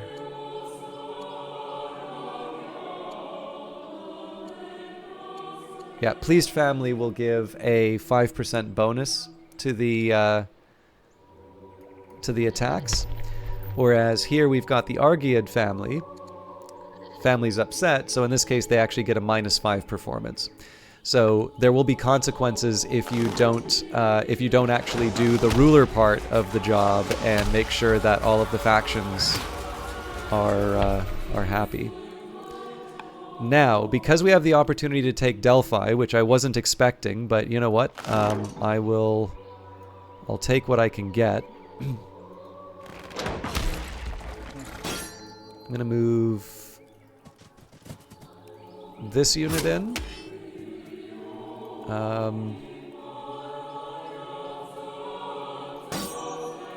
Yeah, I guess I'm gonna have to use this one. Secret laboratory.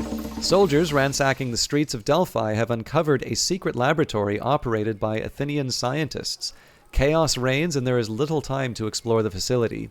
Shall our soldiers seize as much as they can or search for the most advanced discoveries? Seize anything of value and move on. You don't always have to choose that, so if you want to change the succession laws, you can. In this case, I've got absolute cognatic primogeniture. So in this case, it's Alexander. So you don't directly choose the heir, but you can spend. You can actually spend points to choose who takes the throne after. In this case, obviously, Alexander is going to grow up to be an incredibly strong leader. So if I was going to continue the scenario, I would want him as the leader anyway. But I could do things to change the line of succession. It's tempting to get the court soldier, but that will cost money. I think we'll go for a manor. Okay, so I need to prioritize. So definitely taking out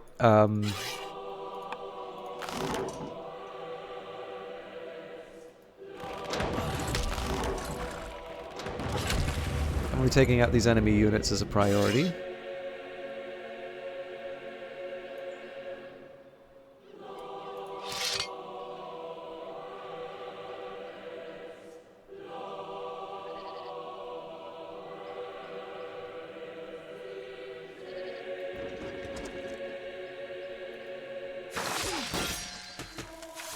That's nice. Alright, so this thing's gonna probably drop a big rock on one of my units. I think what I'll do here is I'll send the elephants up to put some pressure on them. Obviously, the onager is a more enticing option for causing Athens some trouble. Now, I also need to take care of this part of the map. So, the Sacred Band of Thebes by far is the most dangerous for me to deal with. So we're going to clear them out right away.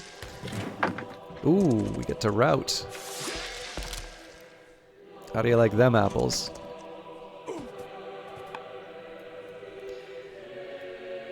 Alright, so what happened here was there's an ability that I have called Rout. So if you defeat a unit, it makes sense that cavalry can do this, right?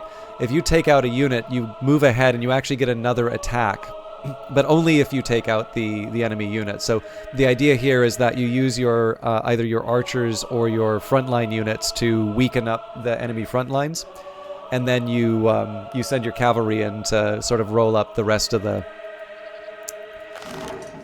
units. Now, I'm trying to decide if I want to direct an onager towards Ambracia or not. I think it's actually better if we just keep them rolling along. And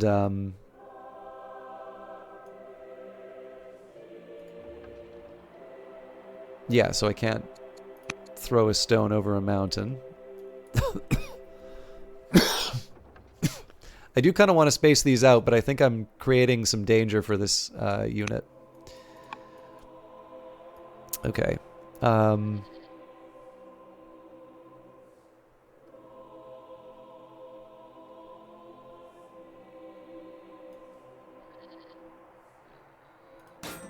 I think what I'm going to do is I'm going to surround the city, and we are actually going to try and do some damage to it. Now, one reason for this is that I don't believe this unit can actually attack things that are adjacent to it. I think they actually need to... I think they need to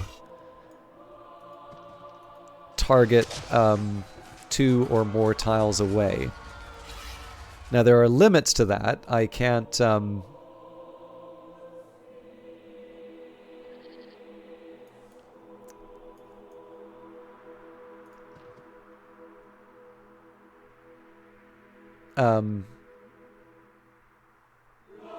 you know, I can't put every unit in the surrounding area. I do still want to protect my onagers. Okay, and I've also got 4... Okay. Sorry, I'm a little scattered. So 3 turns before I get a new onager, and I do actually have a couple of free units to work on Embracia, so I don't think I'm going to redirect units. I do want to move whatever soldiers I can to the front line, because we're going to fight Sparta next.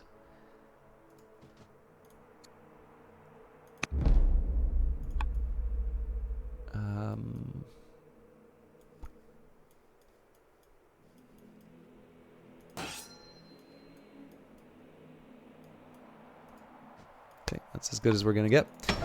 Finally, production. So they've made a farmer. We can get... what? Can make a quarry, I guess.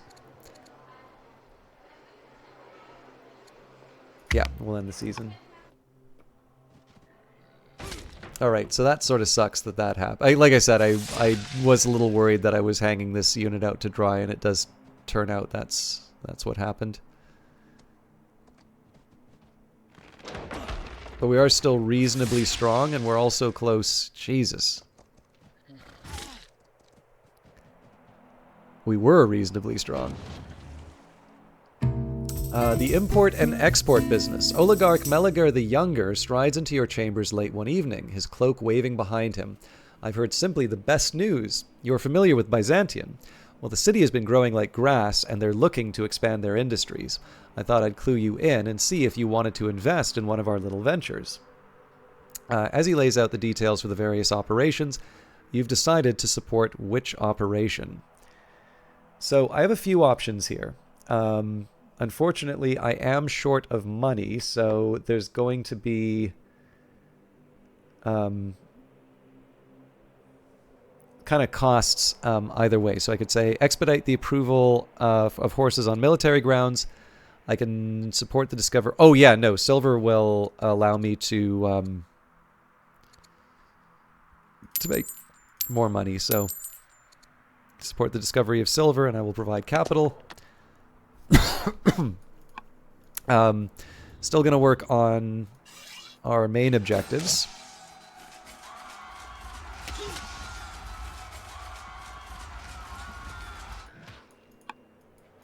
I'm going to have to heal this. Okay, so let's focus on Athens.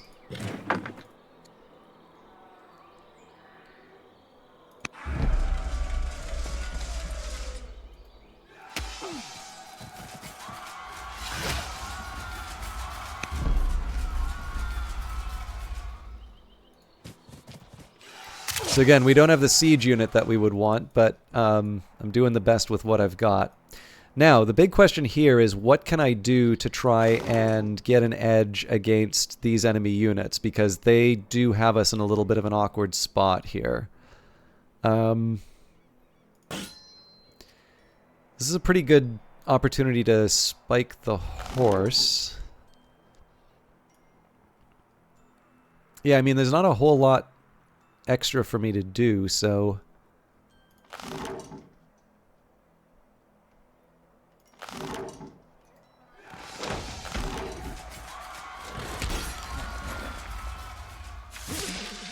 Man, these crits. I'm getting very lucky.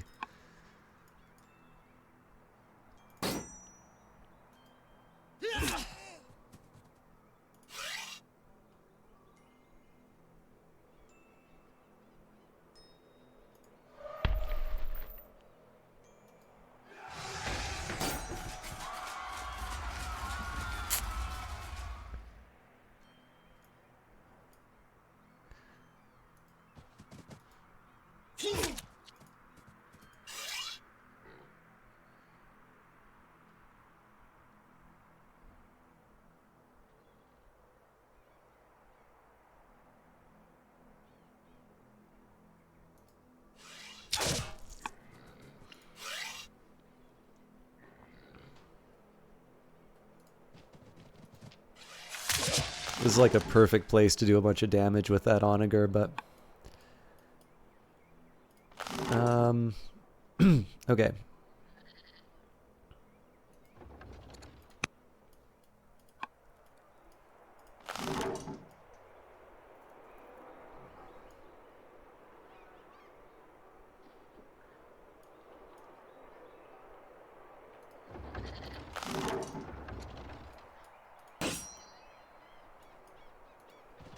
This was unexpected, but welcome. And yeah, you know what? I think we're just gonna rush as many people in as we can.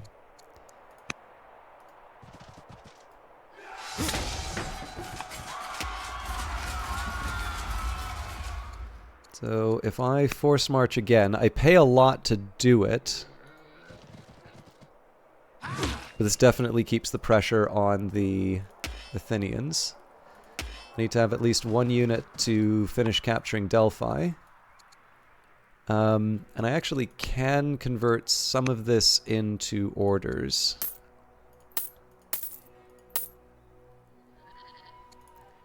Alright. So before I go any further, let's... I'm wondering whether I should hold off. You know what? I'm going to use these citizens. I'm actually going to take a small break on the expansion. Just so that I can clear out some of these citizens. I also don't hate the idea of... The minor gets me more territory.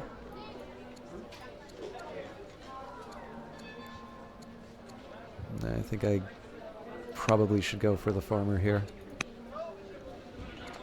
Okay, Thermopylae, we've repaired the walls. And I don't think there's any immediate options in terms of expanding the borders, so it's really a question in terms of what resources I need the most. Wood, but we don't have any... we don't have any...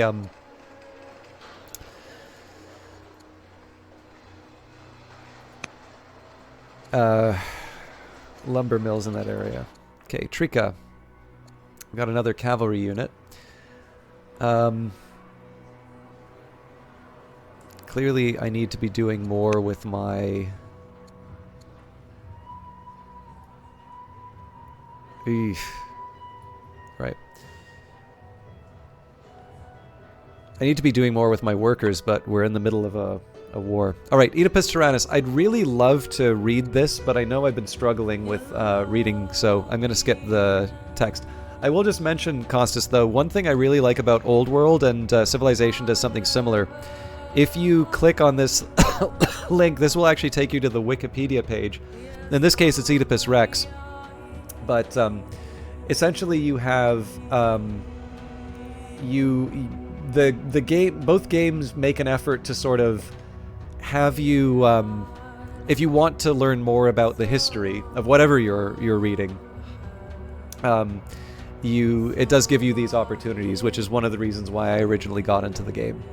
All right, the Odeon of Dionysus and Pella is showing the Poetics of Sophocles and has a play called Oedipus.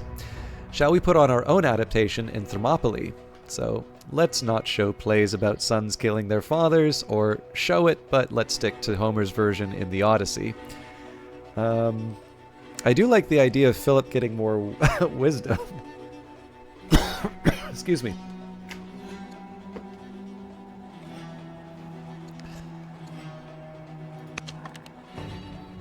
Okay. So it looks like a lot of my military units have actually been handled. Now, we did get a silver mine somewhere.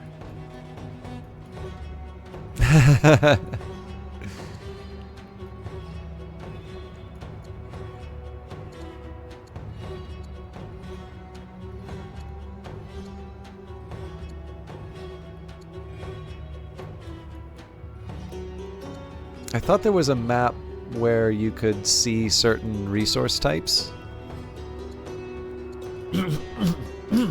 Excuse me.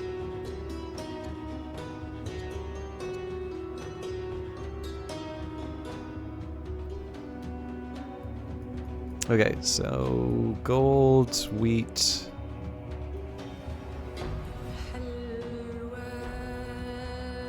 That's just ore.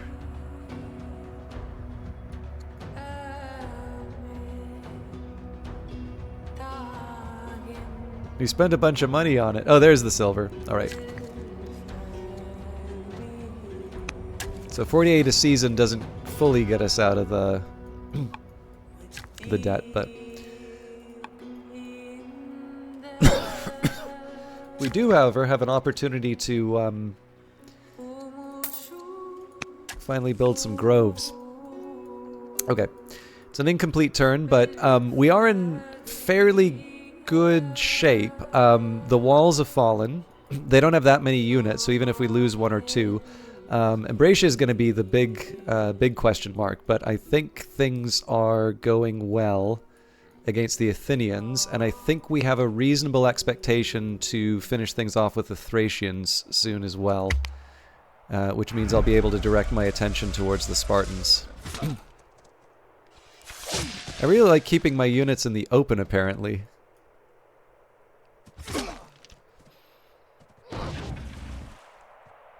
The tutor mission of Agis the Soldier has led to an event. Young and impetuous Alexander is constantly fighting and wrestling with the children of the palace servants. It is time for him to harness that extra energy and direct it towards productive ends. Agis will train with him in the art of combat. What style of fighting should he emphasize? Attack your opponent relentlessly until he submits, or carefully picking apart your opponent's weaknesses? Nope. Relentless attacks. Alright. We will continue the campaign. Alright. Finally.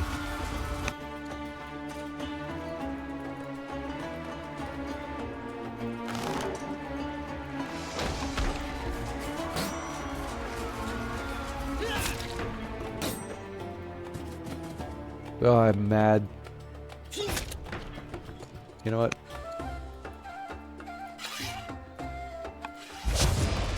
Companions and captives. You note with pride during the attack on Chaeronea how one of your close companions, Nicias the Bold, excels in the heat of battle. However, within the city, your troops deliver a large party of Macedonian citizens captured during the border raids into our lands. A majority are from the Alduaean family.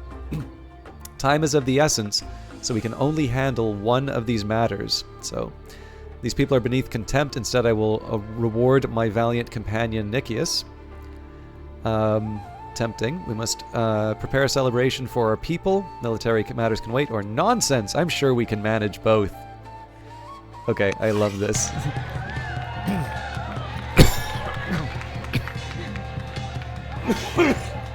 Excuse me.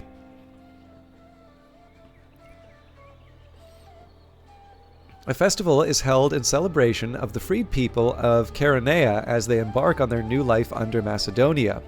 One of those freed, Timea the Bold, catches your eye, for she is a rare beauty and intelligent too. According to the officials tasked with administering the newly freed city, a sudden urge strikes you. So we could bring her to court. She shall be mine and mine alone. Or this seems like trouble. What's another wife, right?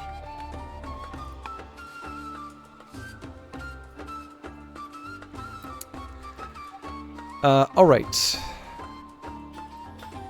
So I'd like to be somewhat intelligent in terms of how I handle this.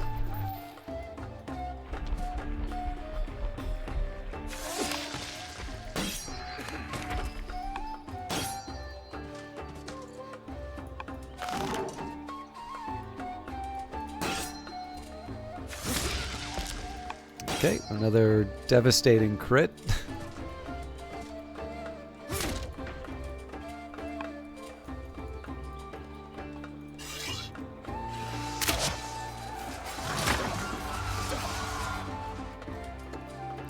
Apparently, I do have a tendency for self-sabotage, so I'm not quite breaking out the champagne, but it's definitely looking promising.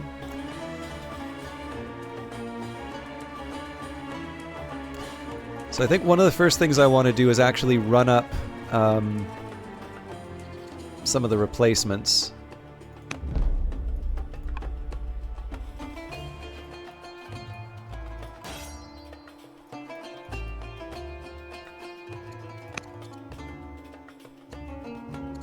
Oh.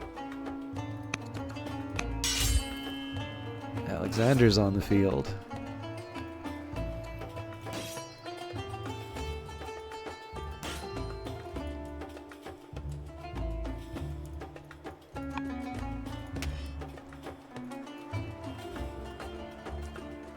I don't think I can really justify moving the onagers into the area.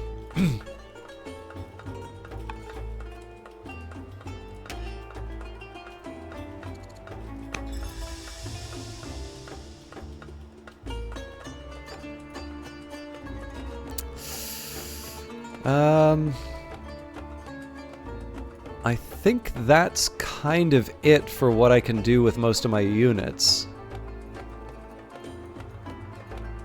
So this means that I should probably start focusing on my old priorities. And ideally, things that wind up getting me resources.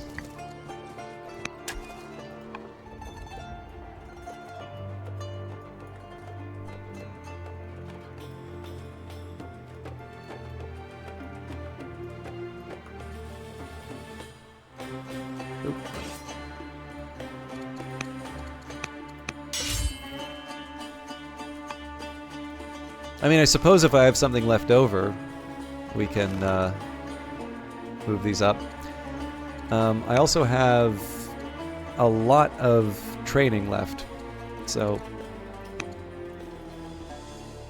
Oh, didn't mean to do that.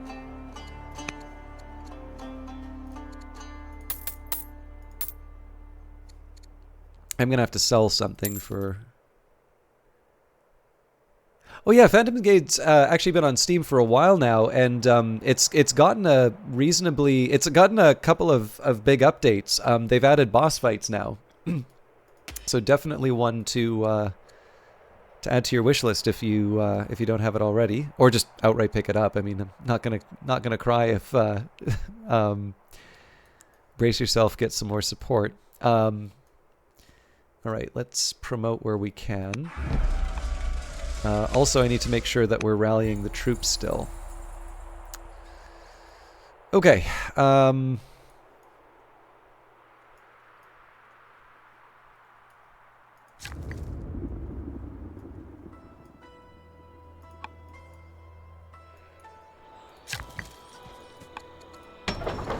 Larissa built an onager. I think now is the time for me to invest in infrastructure. So treasuries where I can. Don't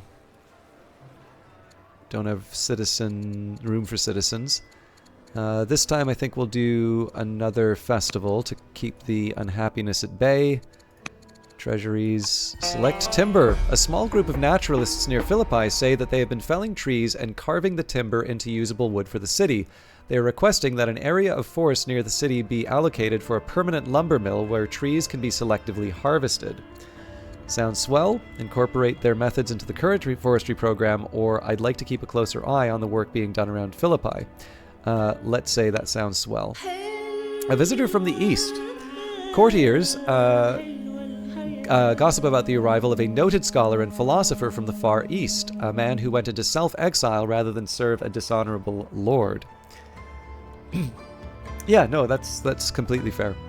This foreigner, Confucius, has asked for an audience with you. He wishes to expound on subjects of politics and morality. His ideas seem strange but powerful. We can invite him to be part of the Macedonian court. We can have Larissa gain Confucianism. Or I will not take advice from a foreign prophet. Nope, you can become a minister. The Ghost Raiders. In recent years, your kingdom has been plagued by a small band of raiders. While they're not a genuine threat to the security of your kingdom, they're nettlesome and surprisingly effective, striking quickly with precision before vanishing back into the wilderness like ghosts. They represent a constant drain on the kingdom's resources you'd rather not face. Your scouts have informed you that these Ghost Raiders, apparently led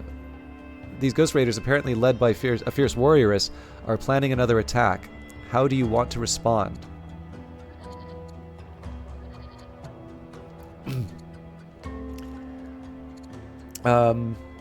Yeah, let's just buy the leader.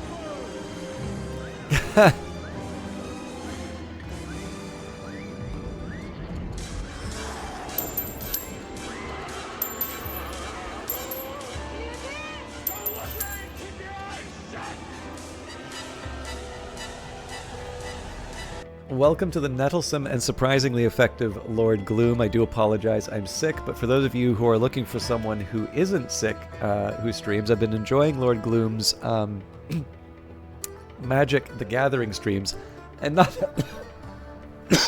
excuse me, not the digital version. It's actually physical games. I will say that's not where I originally found Lord Gloom. I found Lord Gloom through Cobalt Core, but definitely a very friendly and enjoyable streamer who I apologize for an abbreviated shout out, save for the fact that I am not 100%, so I hope you will understand. Anyways, I hope you are well.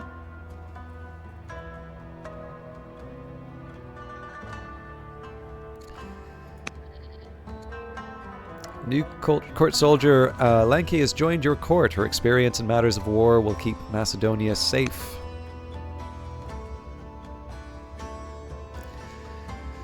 Okay. I think we can finish the season. Well, apparently Alexander can still be tutored, so...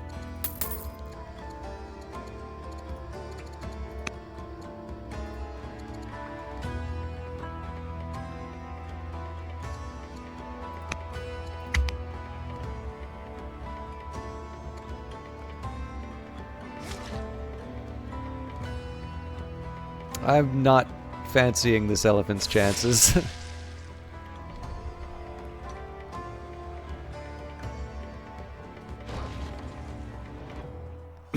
Desertion. After a major defeat, survivors bring you more bad news. As soon as the tide of battle turned against our forces, Queen Consort Audata abandoned the battlefield, leaving the soldiers to fend for themselves. Perhaps we'll be better off without her. The miseducation of Themistocles. Nothing Themistocles learns in the Academy for Commerce seems to be taking root. Rumor suggests that he never attends the scholarly classes, and he spends from the royal treasury without hesitation. It is time to consider a different path for Themistocles. Let him finish, and then we will decide, or he must come home now.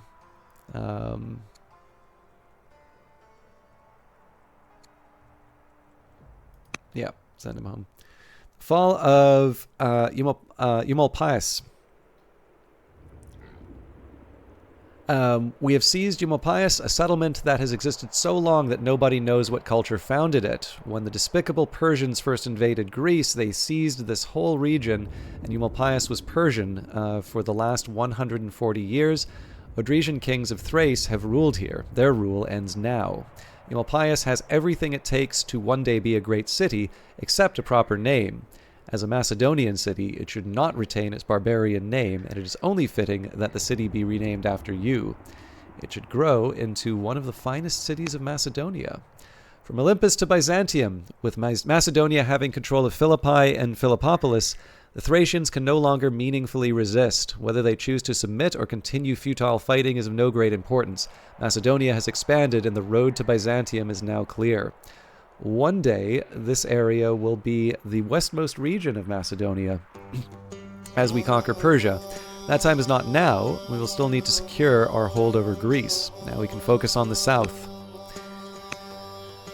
With Macedonia... Okay, no, we have the exact same text as before.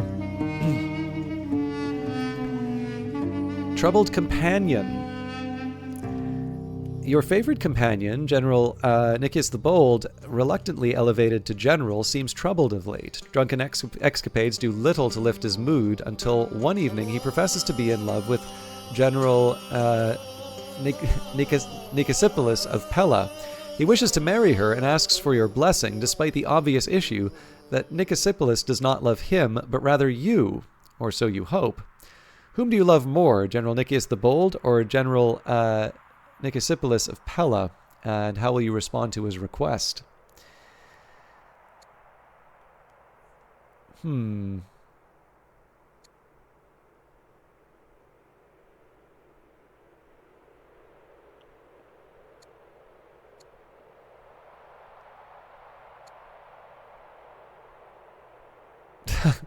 We can discuss this in a dark alley later and assassinate him.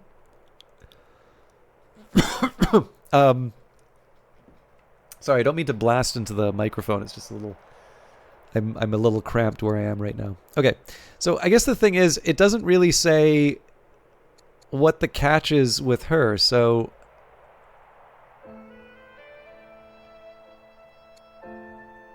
Yeah, you have my blessing. Go nuts. My last wife betrayed me anyway. Okay, technology. Now this is going to be a bit different from how Civilization does it. I think I'm going to go for the one that takes the fewest seasons, but what this does is this draws from a deck. So next turn we will get Stirrups, Free Horse Archer, Free Horseman, and then one of the items out of the discard pile. In this case I will go for Portcullis just because it's the fastest.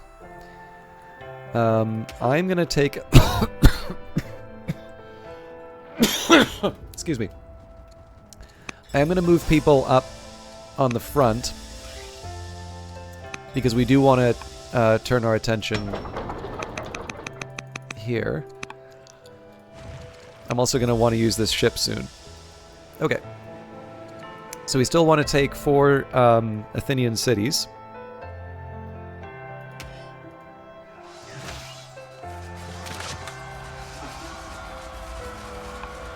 We are very, very close.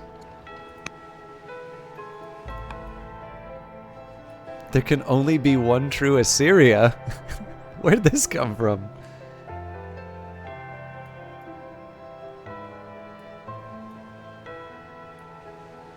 All right.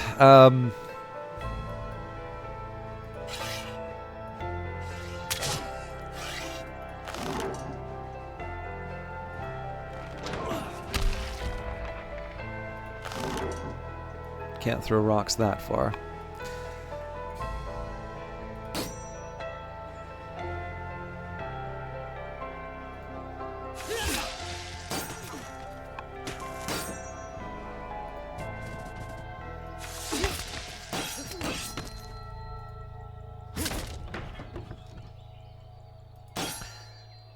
Now, I'd kind of like to keep this unit alive.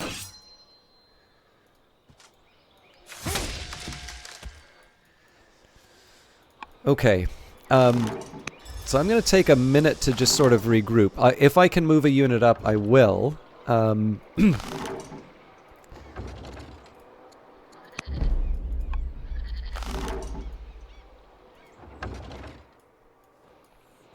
But, like, now's a good time for units that haven't, like, units that are currently in friendly territory and don't have full health, they should be taking the time to get full health.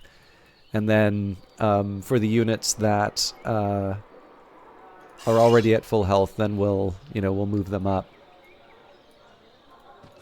We're kind of going into the unknown here, but I mean, let's face it, they're much weaker, and we've been doing a pretty good job of cleaning out their units. So it's possible that we're at a point now where we're not going to face that much resistance. I shouldn't be, building completely around that. Like, I I should still be careful with the resources that I have, but... Okay, so we've got a surplus of 500. So again, the focus still should be on military matters, seeing as we don't have an infinite lifespan.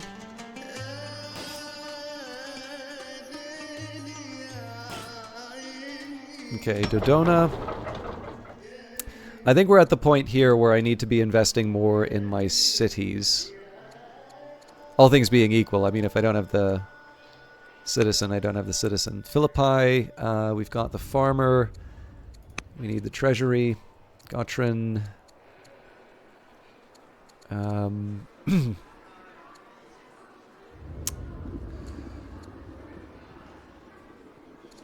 Ooh, this is a tough one. I think I'm going to do a festival. Patras, yeah, more woodcutters. Okay, we'll end the turn.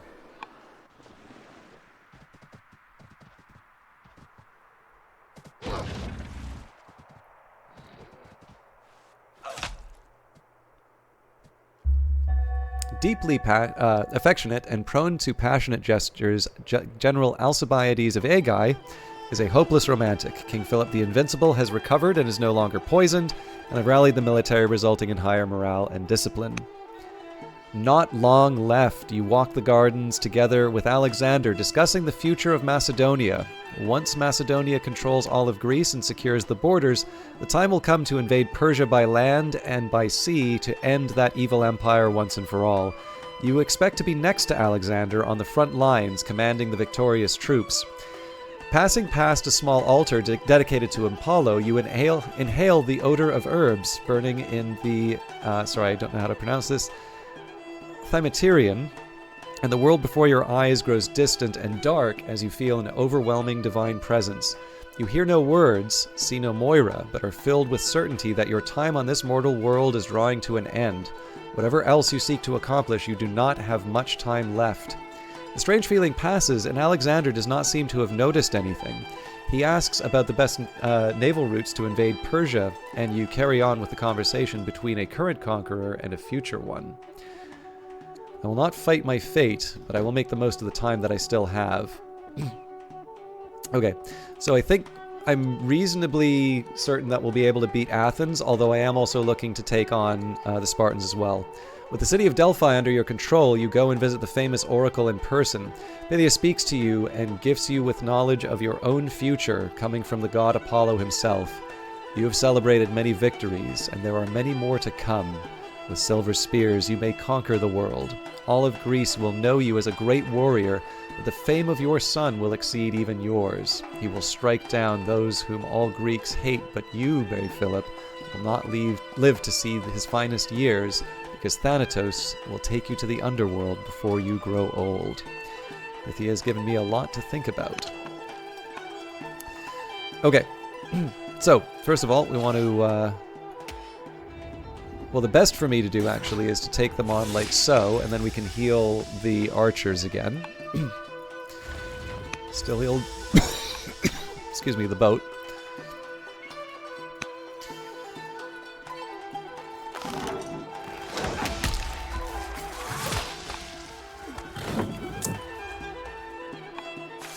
City captured. The siege is over. An Athenian city has fallen to us in battle. In the aftermath, a message arrives from Demosthenes' royal envoy. We wish to discuss a truce. There will be no truce.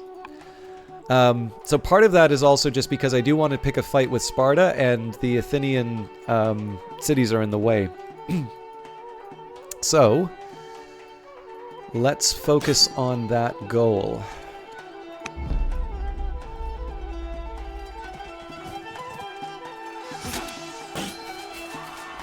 And I am kind of recklessly just running into enemy territory without a plan. But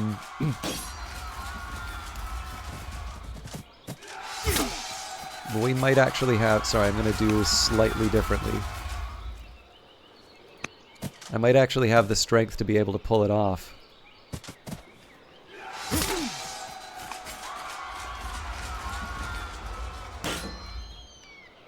Okay, this is definitely one that I'm force marching.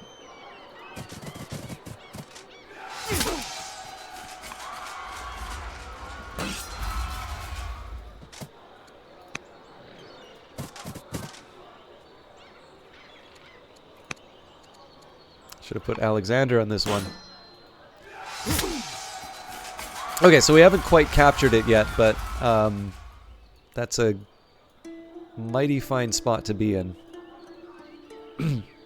In fact, I'm wondering...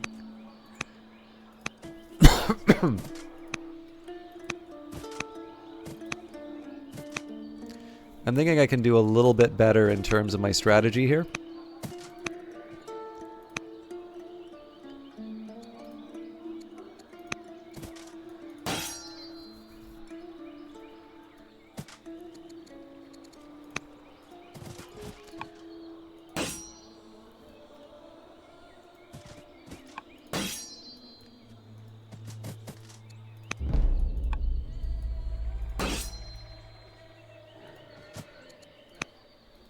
So we still want to surround the city, but it's the next step that gets a little more interesting.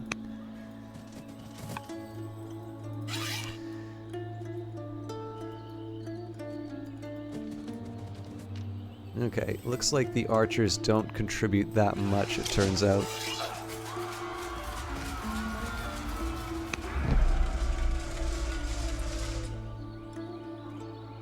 I think it's still worth force marching just for that little fragment of damage more.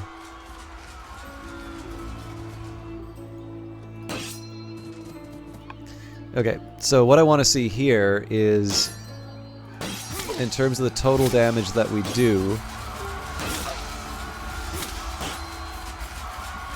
there's still a slight change I want to make.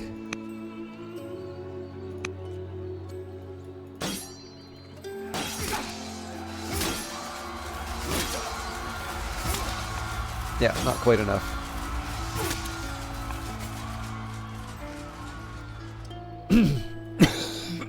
Excuse me.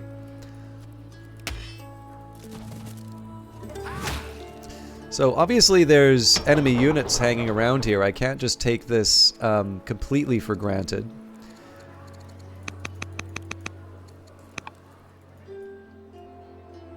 But I am going to be able to move some units in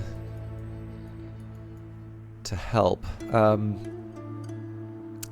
yeah, I think what we want to do is we want to focus mostly on Corinth, just so I can run in and declare war on the Spartans. In fact, one thing I might be able to do, we could probably declare war on the Spartans now, and then just, you know, have them throw a fit.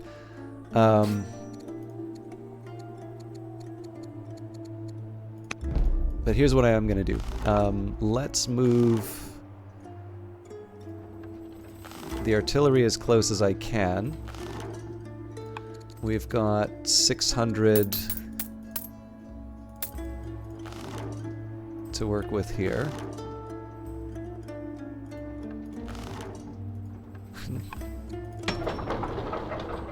All right. I think we're just going to do lots more festivals. So again, the good news here is that I know over time I'm going to finish this capture goal. It is going to be a little hairy to make sure that I'm able to do this, like do all the other stuff I want though. I think I'm going to go for the public mural, but I'm going to have to pay up for it. So we'll sell some iron, also some stone. Commission a large public mural. Origin of the state. Cato, the great thinker and politician in Gortyn, comes forward with a text chronicling the story of Macedonia. His account includes all the major events in the nation's history, both inspiring and tragic, and spares no one in its critical assessment. Should we make this document available to all, or should we prohibit its distribution to protect the state? Make the document available to all. A fiery ride. You have been invited to Atalaya to participate in its grand celebration, honoring the goddess of the hunt. Riders will race along a treacherous pass in the dark of night, passing torches. This is the city's first such competition, and they would like you to attend as a guest of honor. Let's do Puzur Asher on Phoenix. Your horse and rider have claimed victory in the grand celebration. It is time to claim your prize. I've always been lucky. Okay, another technology draw. I feel like I have to pick at least one of the freebies. Let's go for the horseman, because I tend not to build those on my own. Now, I do want to take this city.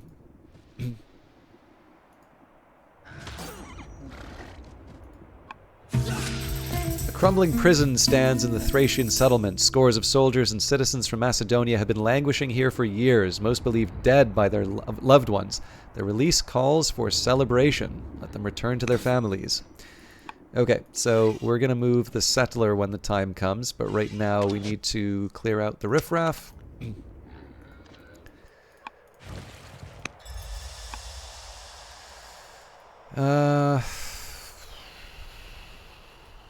Let's keep... So, Archer first.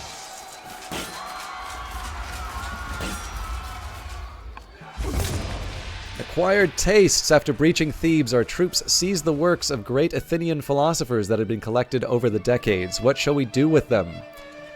Bring them home for us to translate? We shall not expand the fame of other nations, or burn them to warm our fiery spirits. Yes, let us bring them home to translate.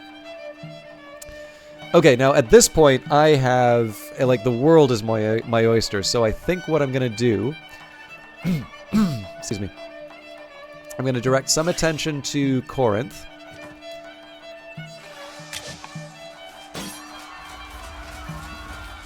Oh, but looks like Chalkis is the one I can actually reach. Okay, actually this is pretty easy for me to see because there's only so much room for my troops.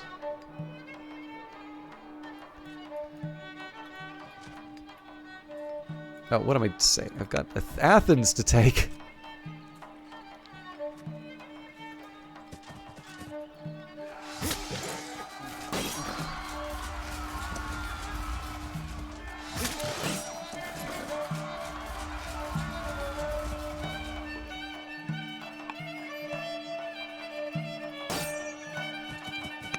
So again, if a unit's not at full health, I want to make sure that they're healing first.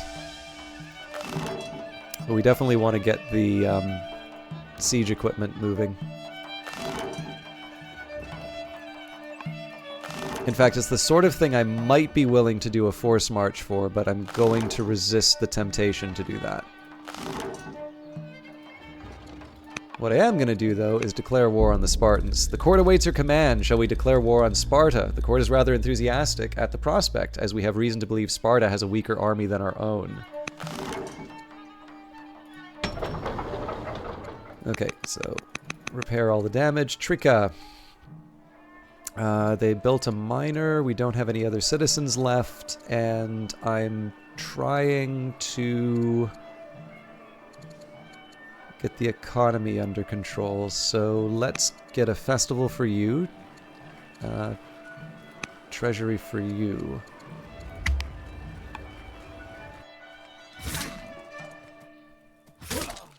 Oh, I should have used my axe unit.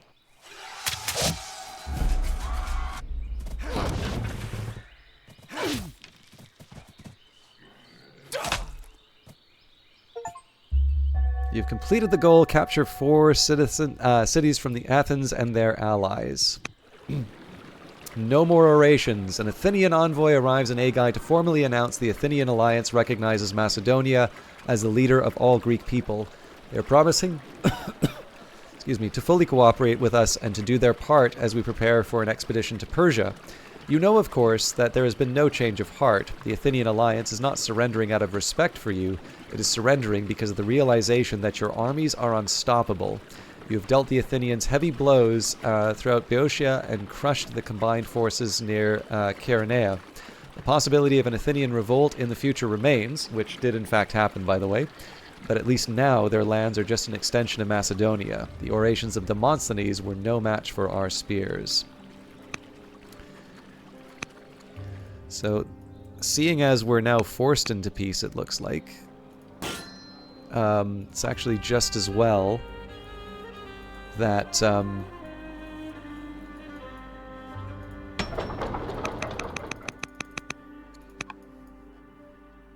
just as well as we started the fight with Sparta.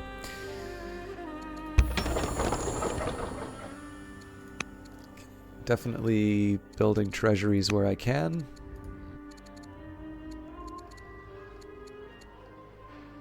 So the treasuries are also the sort of thing that the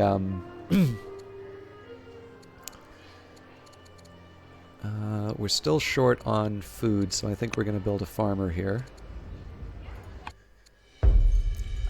The art of governance. In addition to his studies, Alexander has been shadowing you at meetings and other duties to learn the art of governance.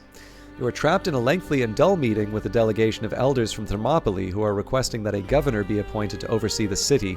To everyone's surprise, it is Alexander who suddenly speaks up, suggesting that both Moira of Larissa and Confucius the Gracious are fine candidates for the role. Is Alexander rising to the occasion or overstepping his bounds? Okay.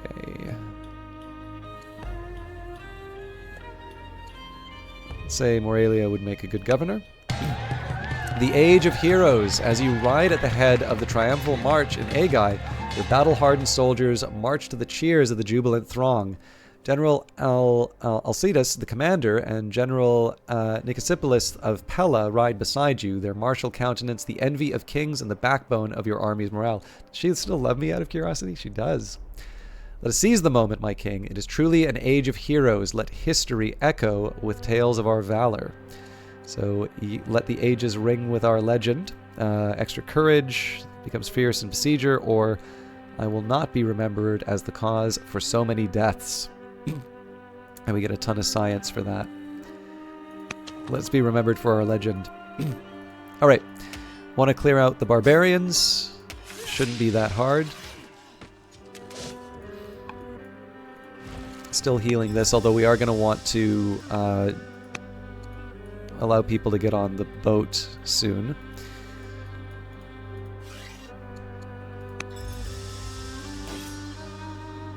Now this is going to get kind of interesting because of, apparently I am able to walk all over Athenian territory, but I don't know where the Spartans are going to be coming from now. Excuse me.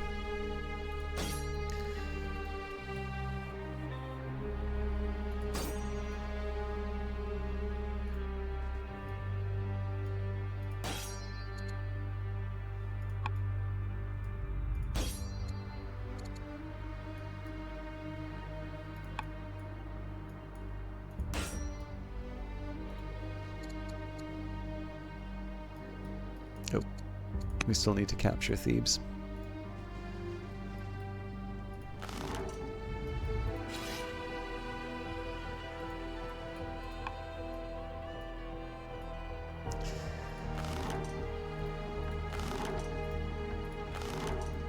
So these things aren't exactly known for their speed.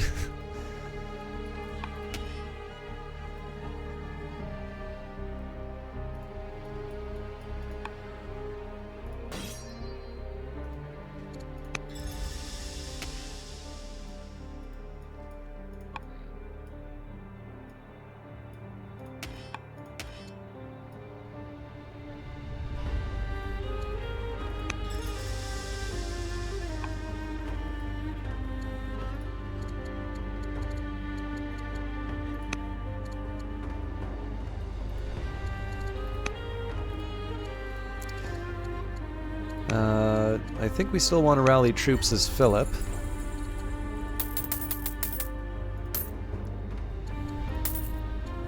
So now I'm basically turning back to all of these things I should have been dealing with before. Okay, Olympias... Actually, no, you know what? Timea will help with the happiness in the cities.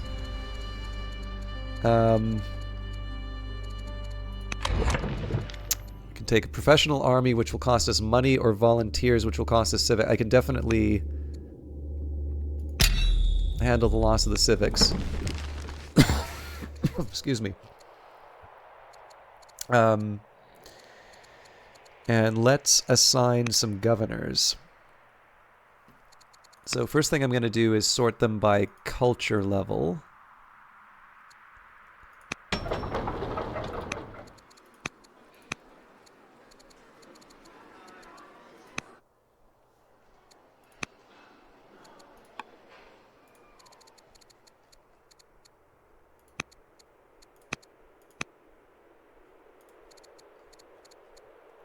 Okay, so there's not as much left in terms of orders now.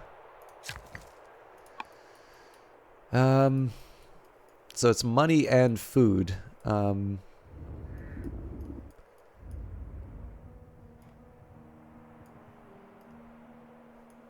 I suppose the obvious question would be if I consult... Oh, okay, actually, it's not as bad as all that.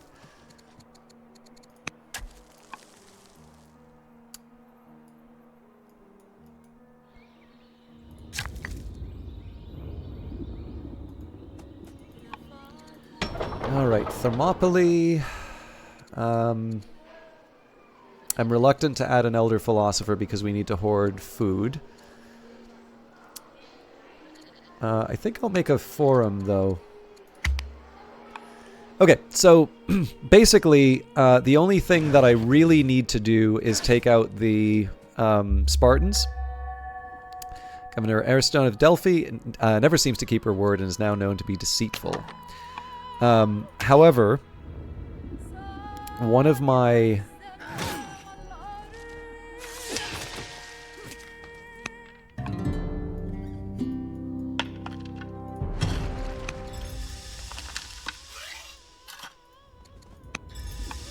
sorry, what was I saying? Yeah, I do kind of want to take Thassos Island. It's something we've slowly been working on for a while.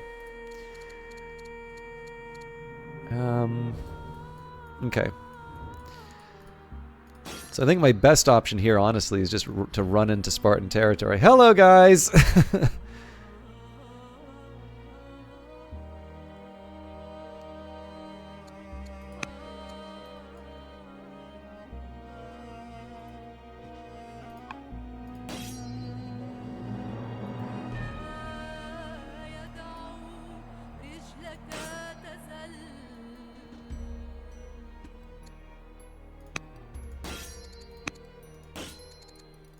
Guess we can do that too.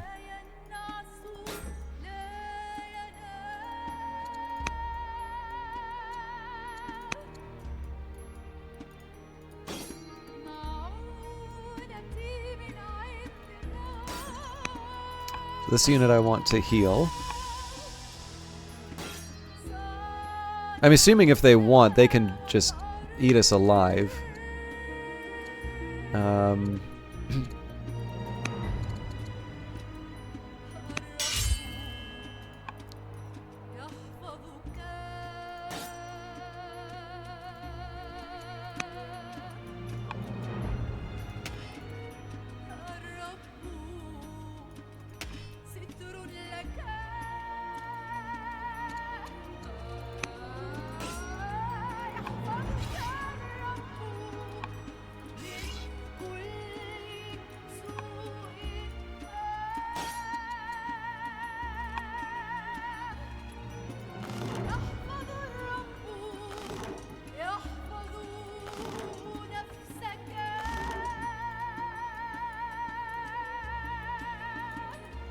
Yeah, look, I'm not gonna lie, I'm not expecting miracles here. Okay. I do still at least have the advantage of a lot of training to throw at problems.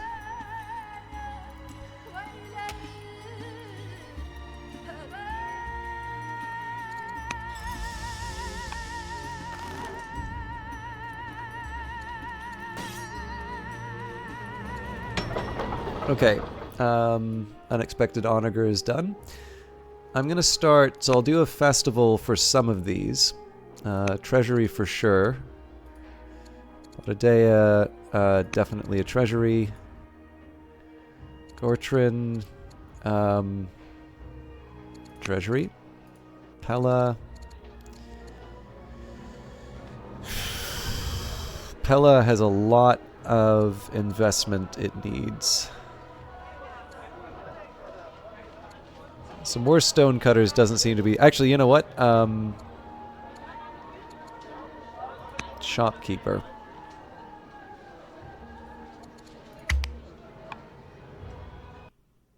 And it crashed again. Kite, good to see you.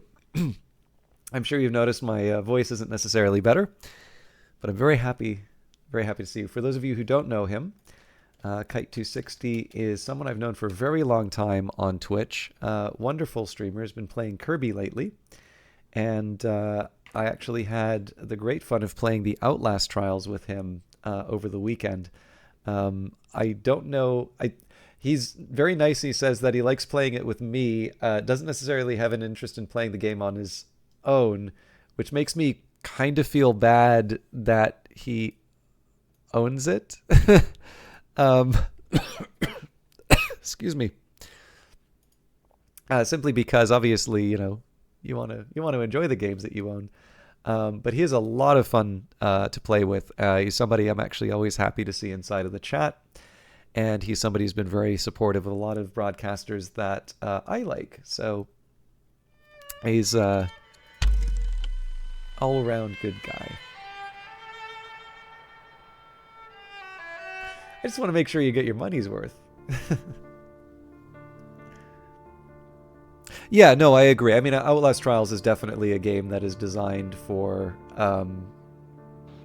multiplayer. So I totally get what you're saying, but I always like to be...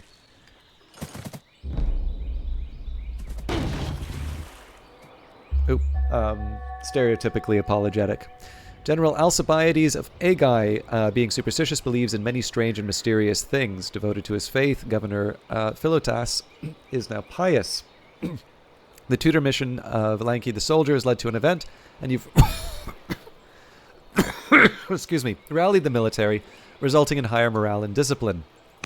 Rule of law. For several days in a row, Lanky the Soldier takes her young student Alexander to the city courts to observe legal proceedings. When asked about his opinion on the law's influence over politics, Alexander responds, "The ruler is the final judge of what is right. Authority rests with the consensus of the court, or judges and orators speak for the people. Ruler is the final judge of what is right." Okay, looks like we have candidates for... we have a number of things, actually, but we're going to tutor Alexander first. And, of course, we have a goal right now of killing 5 Spartan units. I have no idea... Oh, I get why they're asleep, because they're setting up their fortifications.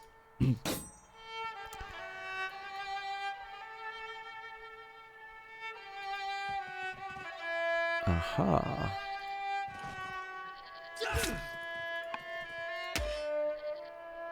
Not quite enough, but the archer will see to the rest of that.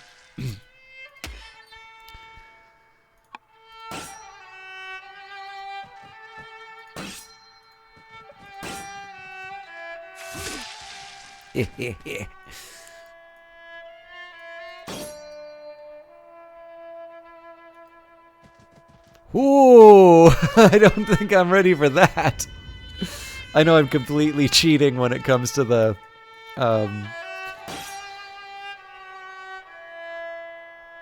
undo, but I think I'm happy to wait for the siege units to show up.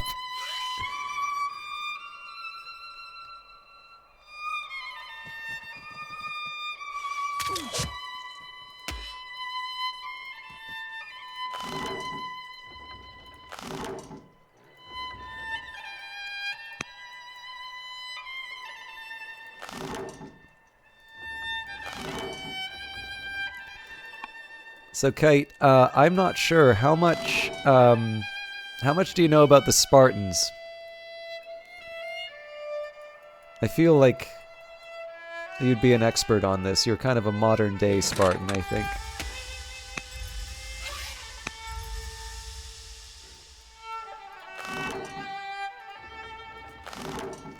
Okay, we've got 231, so let's buy up our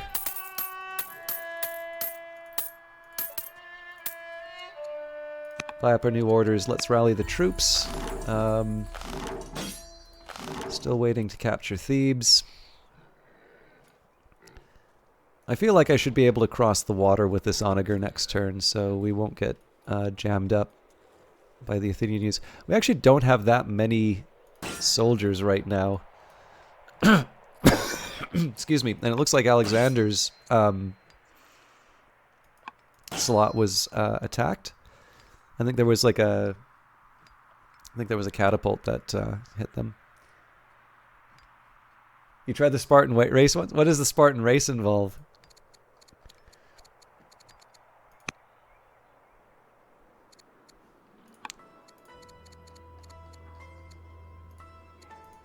Okay.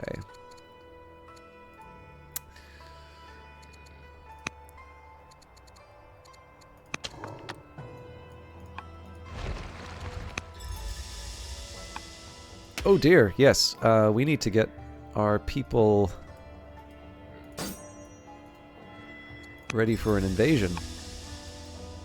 Alright, Chaeronea. So right now I want to, like I said, I want to get sort of the economy back on track.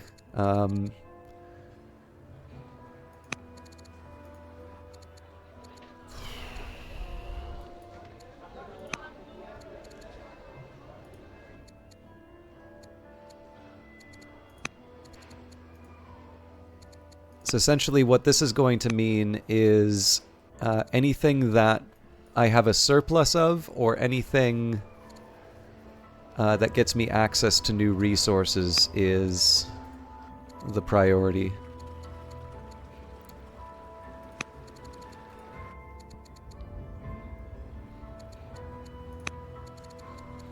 That's probably not right.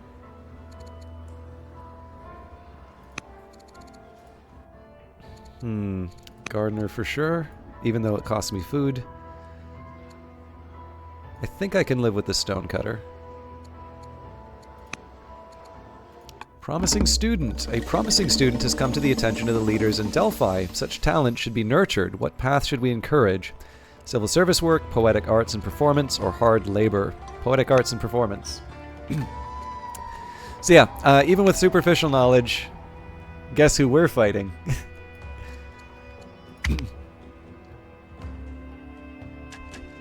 Good news is, we've got Alexander on our side.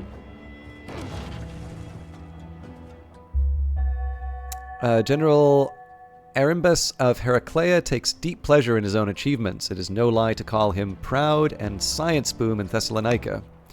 A golden age. To celebrate the city's cultural accomplishments, the elders of Trika have decided this year the start of a new golden age. They wish to solicit your cooperation in efforts to further grow their influence.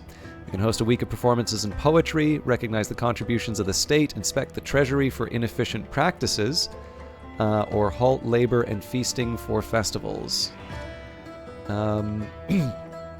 Let's have a week of performances and poetry. A friendly visit. A family friend paid a visit to Prince Alexander the Tufts School and sends a glowing report about the heir's progress. He appears happy and healthy, and he's excited to return home and take his place in court. Send him wine for revels with his friends. They have more than one type of race. The one I was doing was a sort of elimination race. It started with having to run a mile in under 10 minutes and then performing some sort of weight resistance training, and then having to run another mile. This repeats, but having less time to run the mile each lap and increasing the physical weight training each lap. If you couldn't complete the mile within the time limit, you were automatically eliminated, and that's what got you. My God, man, why would you do such a thing to yourself?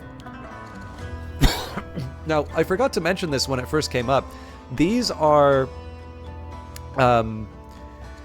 these are rare, rare imports that you can't actually get from other sources. So I think in this case I will take the perfume. I don't think I'm actually going to use it, but that's not the point. Okay. We've got a nasty slinger. I think this is the leader, actually. Who is this? Yeah. Archidamus. I want to see if I can... So I think Alexander gets an adjacency bonus.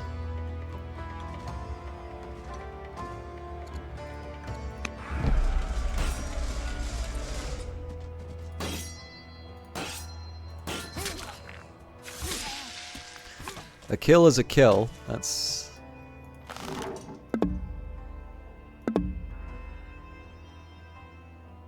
Oh, right. It was the...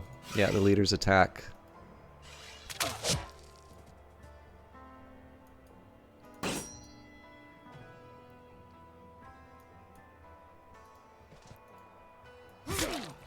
So we're already 3 of 5, so I think in this case I'm actually willing to kind of go headlong into strong points.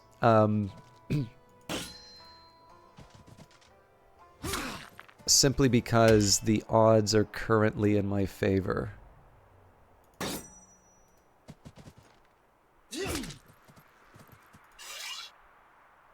Turns out them long pointy things are actually pretty good against swords.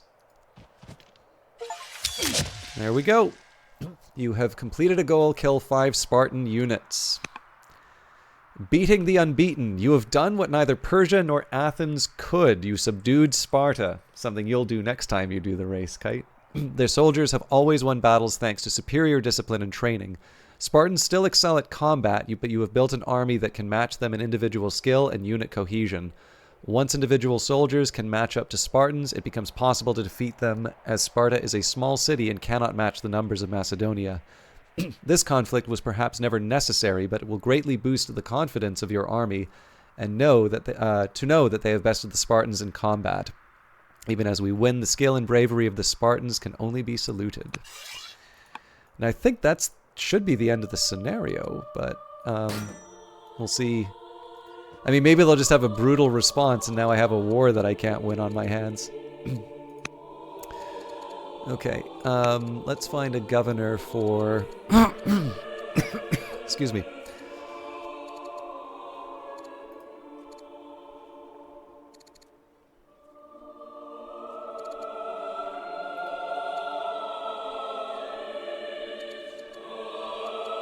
Can never remember the culture levels.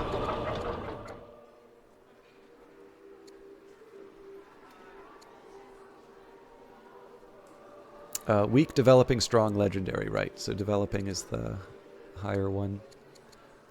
Yeah, so Thebes gets the governor.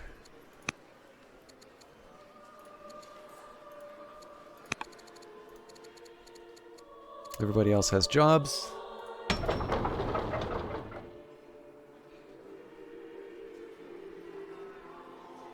It very much does. There's actually, you may have heard this the last time I mentioned this, Kite, but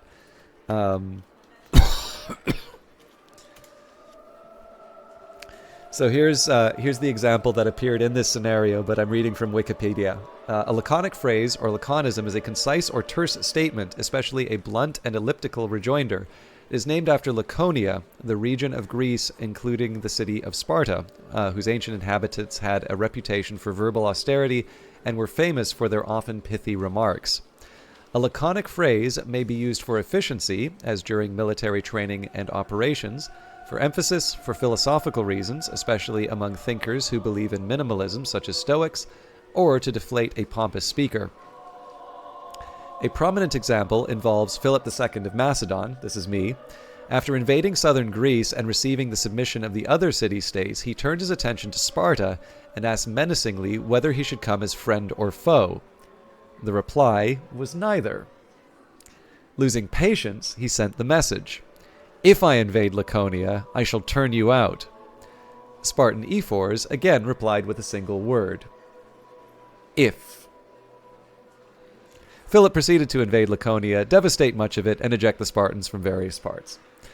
But still, cool reply. Alright, Byzantium. Silver mine for sure. Terissa, we finished the festival, so let's invest in a forum. Okay, I'm a little worried about whether or not I have what it takes for the anchor, but let's go for it anyway.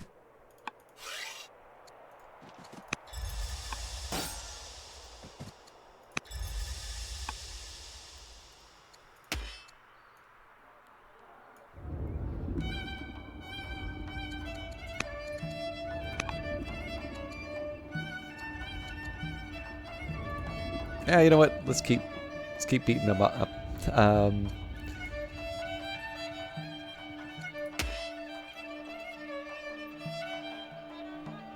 You know what? Let's. I'm gonna worry about the workers first.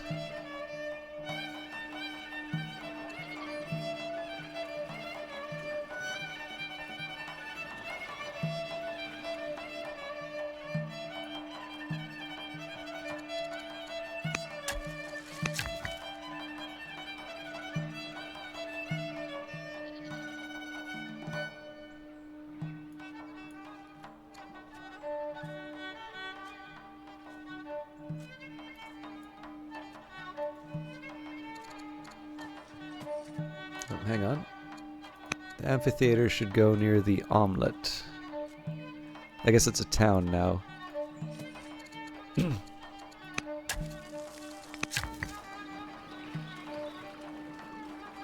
Okay. So obviously I have a lot more that I can do. I know I'm going a little road nuts, but I actually kind of like the idea of building a road between Atalaya and Dodona.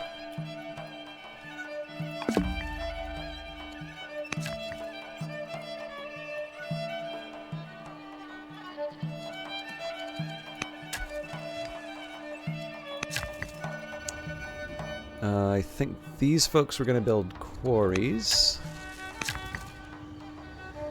Alright, I've got my winery now. I don't even know what I wanted to build here. Alright, Thebes. Well, surely we want to repair the damage first. Alright, let's see what happens when we cross to the next turn. Oh, nope, they want revenge. They'll probably have it, too.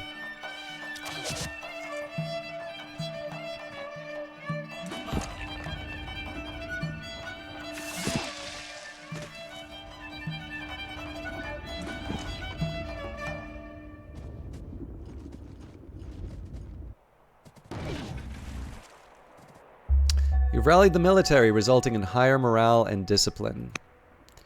Looking towards Persia, you have taken Macedonia from a small Greek kingdom to the head... Now, here's an interesting one. I've always heard it pronounced hegemon, but apparently the British pronunciation is hegemon. Anyways, to the hegemon of all Greece in one lifetime. You have dealt with Thrace, you subdued Athens and Thebes, and you even intimidated the mighty Spartans. All Greeks have accepted you as the most powerful ruler in Greece, even if some were very reluctant to do so. This is certainly one of the most impressive feats in Greek history, but for you, this is just the first step. The mighty army you built up, the army that tore through Greece, should prepare to move against Persia, the eternal enemy of the Greek people. You will reinforce your losses, promote new officers, and then set out east. A brief rest, and then I will destroy Persia. So increase our army so we may strike Persia. Alright, that's pretty easy for me to do. I am going to try and make peace with the Spartans, though. Our people have suffered greatly in the ongoing conflict. All the gold we spend on war could be spent here in Macedonia. Perhaps it is time for a truce with Sparta. No hard feelings? Let's call it off. Actually, you know what? They're weaker, so we are superior power and we demand tribute.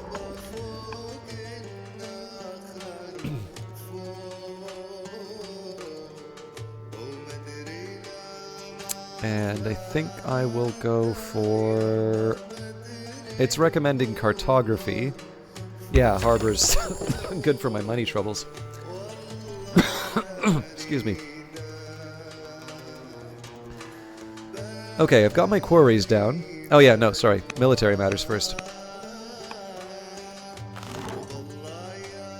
Okay, so this needs to get unlimbered if I'm going to make any progress. But I think the first thing we want to do...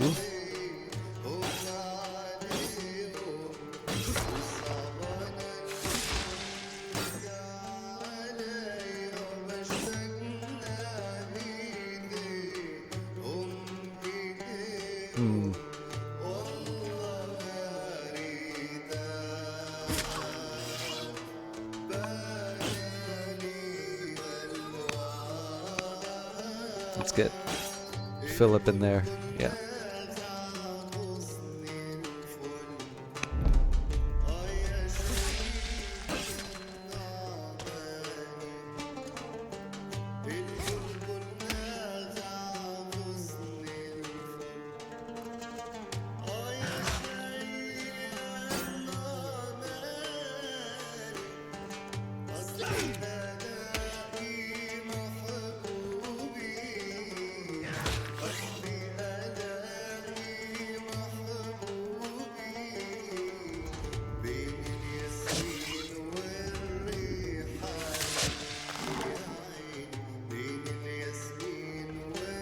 Okay, good. That I can unlimber, and we can start dropping rocks on Sparta.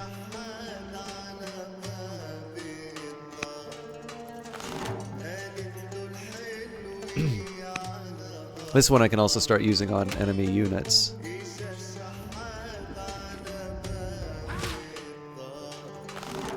And I'm assuming that I will have some losses, but probably not enough for the for the Spartans to get an edge.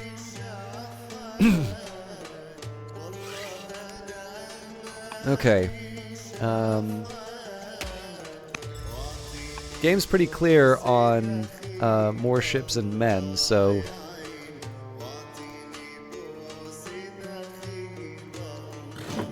But I'm assuming that's just so that it can run out the clock until my demise.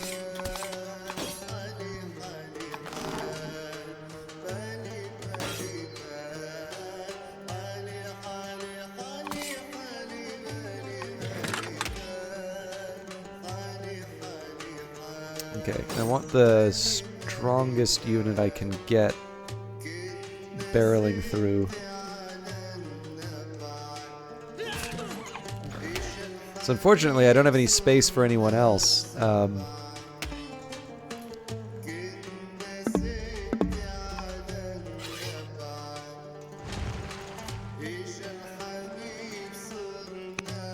That'll help me next turn, but...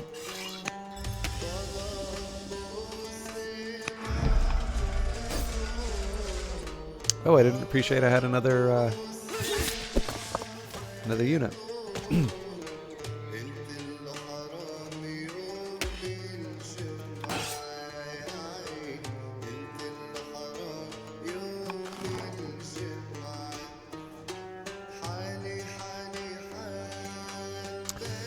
Okay, we've got an embarrassment of training, so...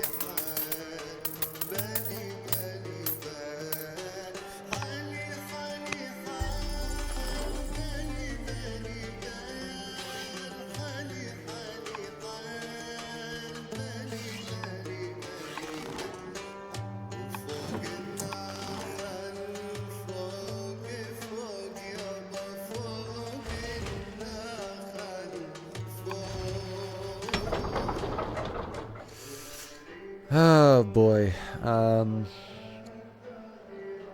More or no, I guess it's telling me to build more units, so...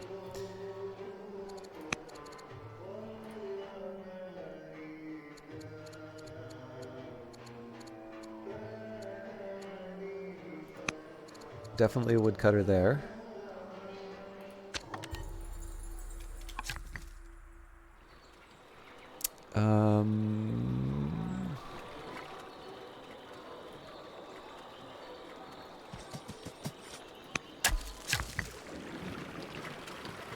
The garrison does give me more actions, so I'm not opposed to using them when I can. All right, I think we'll call it there.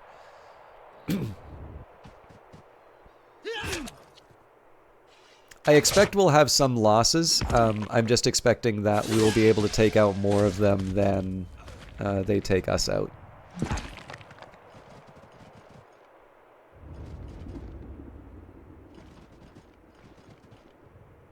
And of course, if we can take Sparta, even better, right?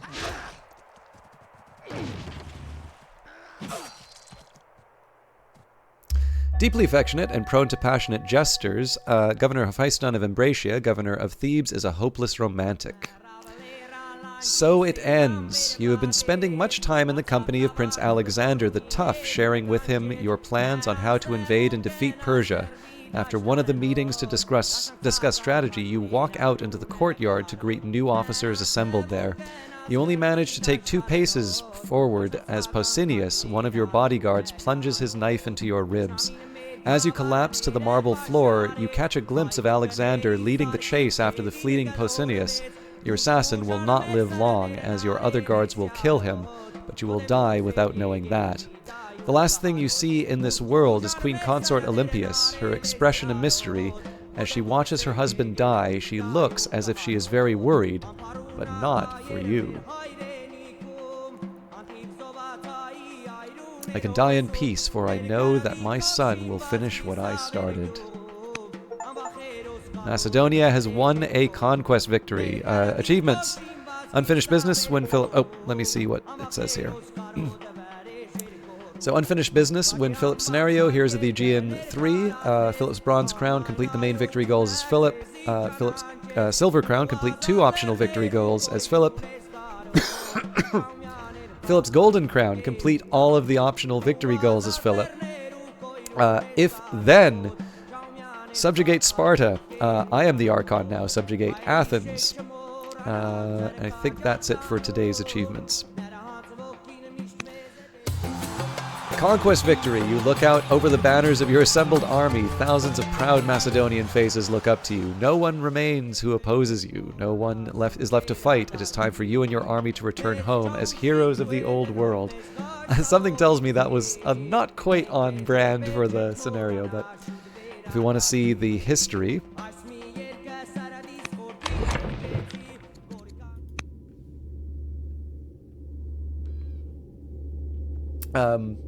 But yeah, so I actually struggled quite a bit with this scenario. This was the one that did me in when Here's the Aegean first came out.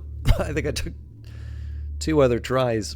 But oddly enough, this one was a fairly convincing victory. Like, the onagers really made the difference.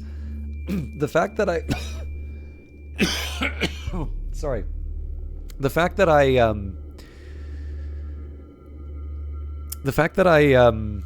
kind of rushed, I'm sure was a factor as well, but I've obviously rushed before and then have gotten bogged down in other matters.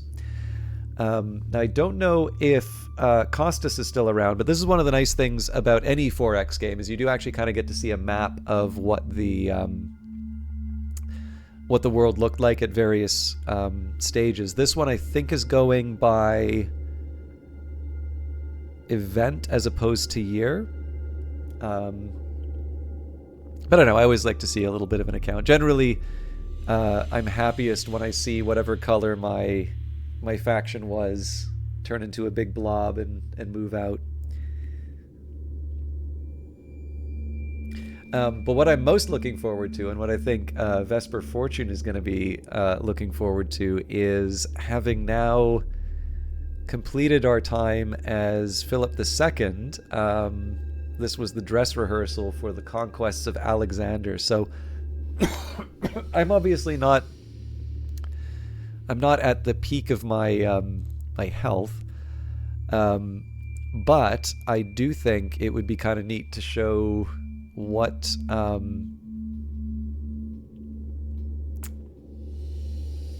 we have in store before we finish off for tonight. So just give me a quick second.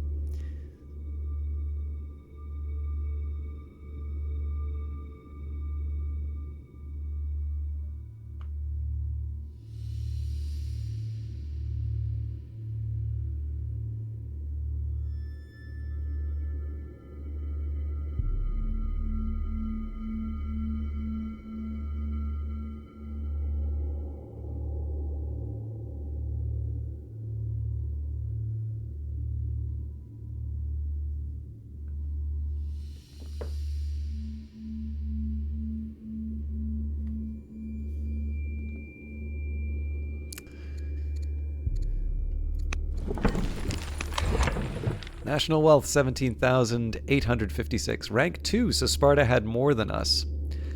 Largest population, most specialists. Most workers produced military units. We didn't build any wonders.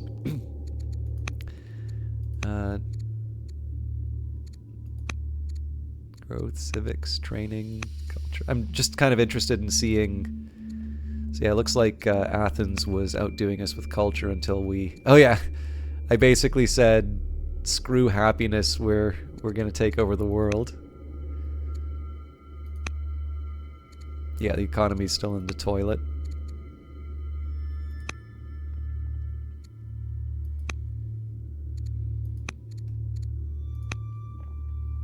Oh wow, yeah.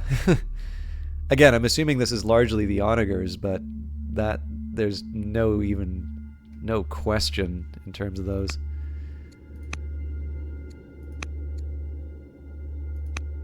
Wood was oddly expensive this time around. Anyway, my work here is done.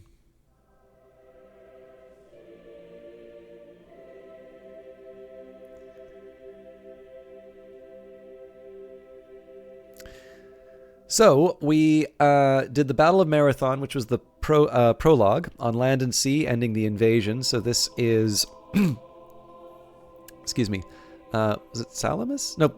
Hang on. Persia invaded Greece again, led by Xerxes I.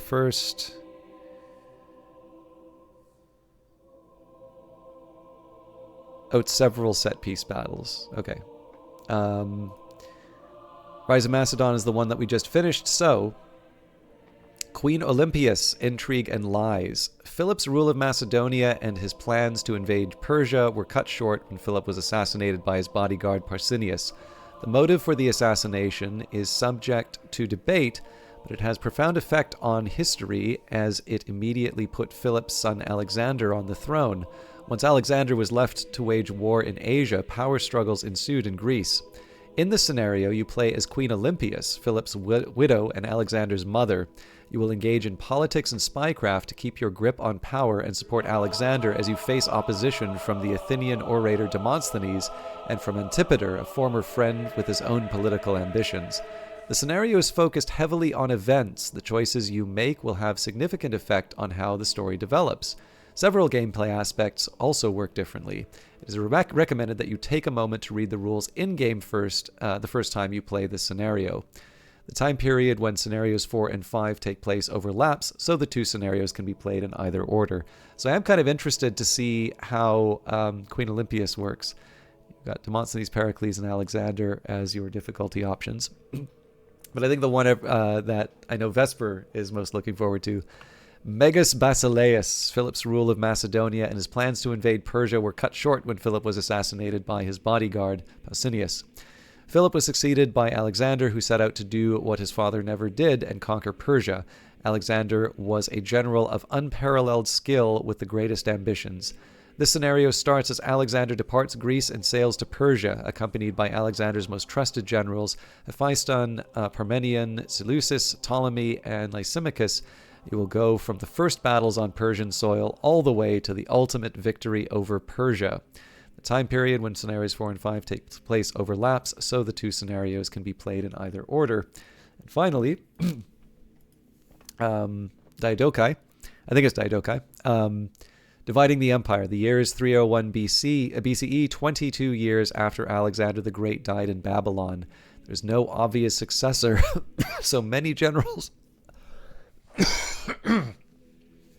and politicians from Alexander's empire fought over the rights to his empire. By 301 BCE, multiple wars had been fought, and Alexander's empire consisted of several kingdoms vying for power. In this scenario, you can choose one of 4 successor kingdoms to play as. The default choice is the Seleucid Empire, the largest of the 4 kingdoms. Together with the Ptolemaic kingdom, these are the easiest choices. For the greatest challenge, plays as Cassander's Macedonia, which controls little territory and has to expand against stronger opponents. So Macedonia, the Ptolemaic kingdom, this is Egypt. So if you want, this is Cleopatra's venture. Ptolemy kind of founds the dynasty that leads to Cleopatra. Seleucid Empire and Tigonid Empire. I'm actually less familiar with these, and you can go random, but I won't. But I'm kind of looking forward to seeing how these go, and then that would be it for the scenarios for me. That's all that I've got. Again, for those, especially for Costas, for those of you who are wondering, like seeing how complicated this game can be, here are the resources that the game gives you to learn. So you've got a tutorial here. There are 5 tutorials that explain the game mechanics individually. Then there are the learn by playing levels. So essentially you'd want to start with learn to play. Then I would suggest the learn by playing scenarios because they increase in difficulty. So you start with Babylonia on the able difficulty, then you move up to Egypt on the just, Persia on the good, and then Rome the strong.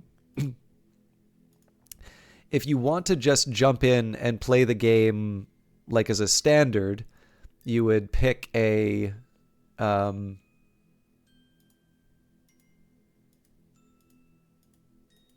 you'd pick one of the nations. So we've got Babylonia, Carthage, Egypt, Greece, Hatti. Wait a minute. No, we're Greece right now. Some of these do give you options in terms of other leaders. So you can do Philip, Ptolemy, Leonidas, Pericles, and Alexander.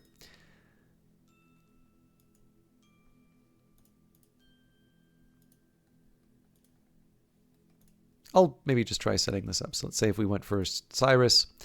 There's a simple setup so you can choose your difficulty. I'm trying to remember, I can't remember if it's the strong or the noble that I want to try next. But you can go for pre-made maps. I'm going to go back to those. There are some scripts that will sort of angle the map creation towards a particular type of map. You can choose its sides. There's a number of different modes. I actually haven't really explored these, but if you want to have a lot of control, so basically, I think these are, I think these option presets are good enough. But if you want to really, if you really want to customize it, all of those options are in here. But personally, I actually sometimes think it's fun just to try some of the specific maps. So Mediterranean or the Middle East probably. But the other thing that isn't obvious from these is that in addition to the tutorials, there are in-game tutorials.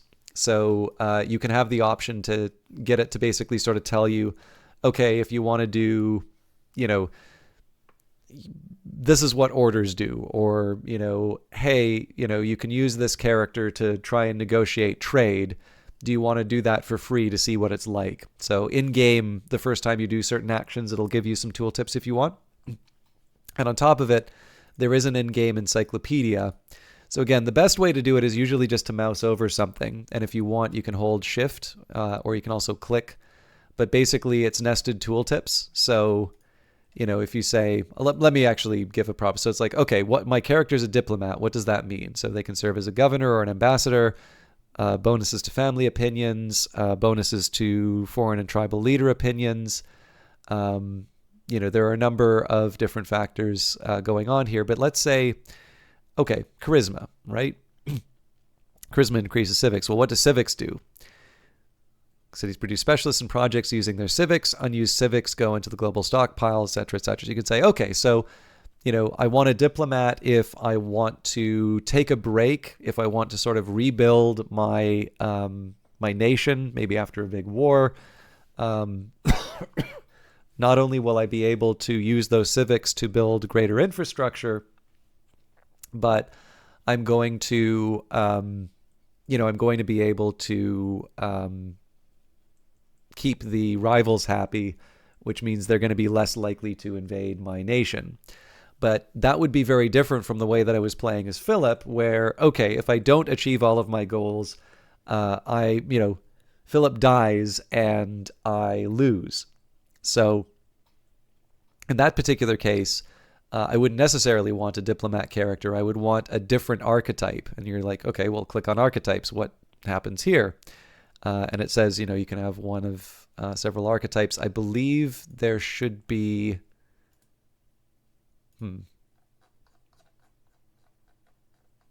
There should be a list of them. It might be in the manual.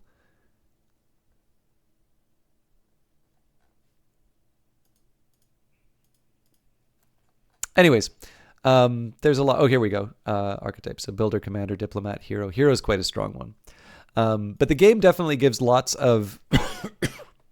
the game gives lots of resources in terms of learning it. But the path that I would probably recommend, learn to play, learn by playing until maybe either if you grow tired of these or, you think you have a good grip on it. I think Rise of Carthage is not a bad little way to work through some guided gameplay.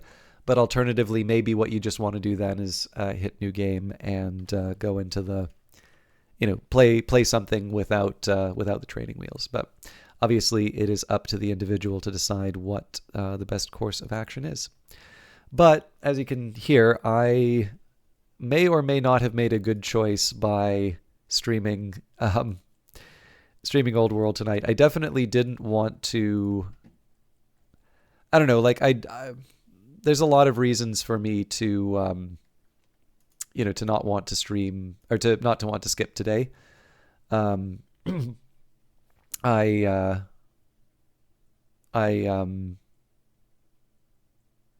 don't know. Like, I know I'm not going to be doing Phantom Brigade on Wednesday.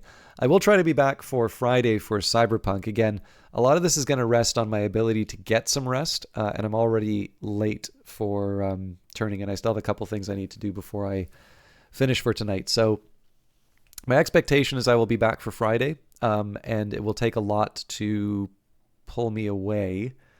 But as always, just keep in mind that I may not... if I'm not feeling well, I may have to drop Friday stream. But I hope you all have a good time until then. I will be back for Old World next week, I think. I will try one of the Alexander scenarios. But for now, I notice there's nobody playing Old World, so I'm going to raid Katako tonight, who I think had a little bit of good news recently, but I know she's had a little bit of trouble streaming, so I know there's not a whole lot of us, but I would love to, show a little bit of support. Thank you, everybody, for the follows, the subs, the donations. I appreciate them a lot, especially when I'm not feeling 100%. I do hope, if you're still watching, Costas, that you have an idea about whether or not Old World is for you. I hope you do give this a try. If nothing else, just trying the demo. But if you have any other questions that come up, even if I'm not playing Old World, feel free to come in and ask, and I'll do my best to help. But everyone, please stick around for Katako. I hope you have a great time in her channel. And I am going to get some more water, I think, and then wrap up everything before I go to bed. So have a good night, and we'll see you in the next one.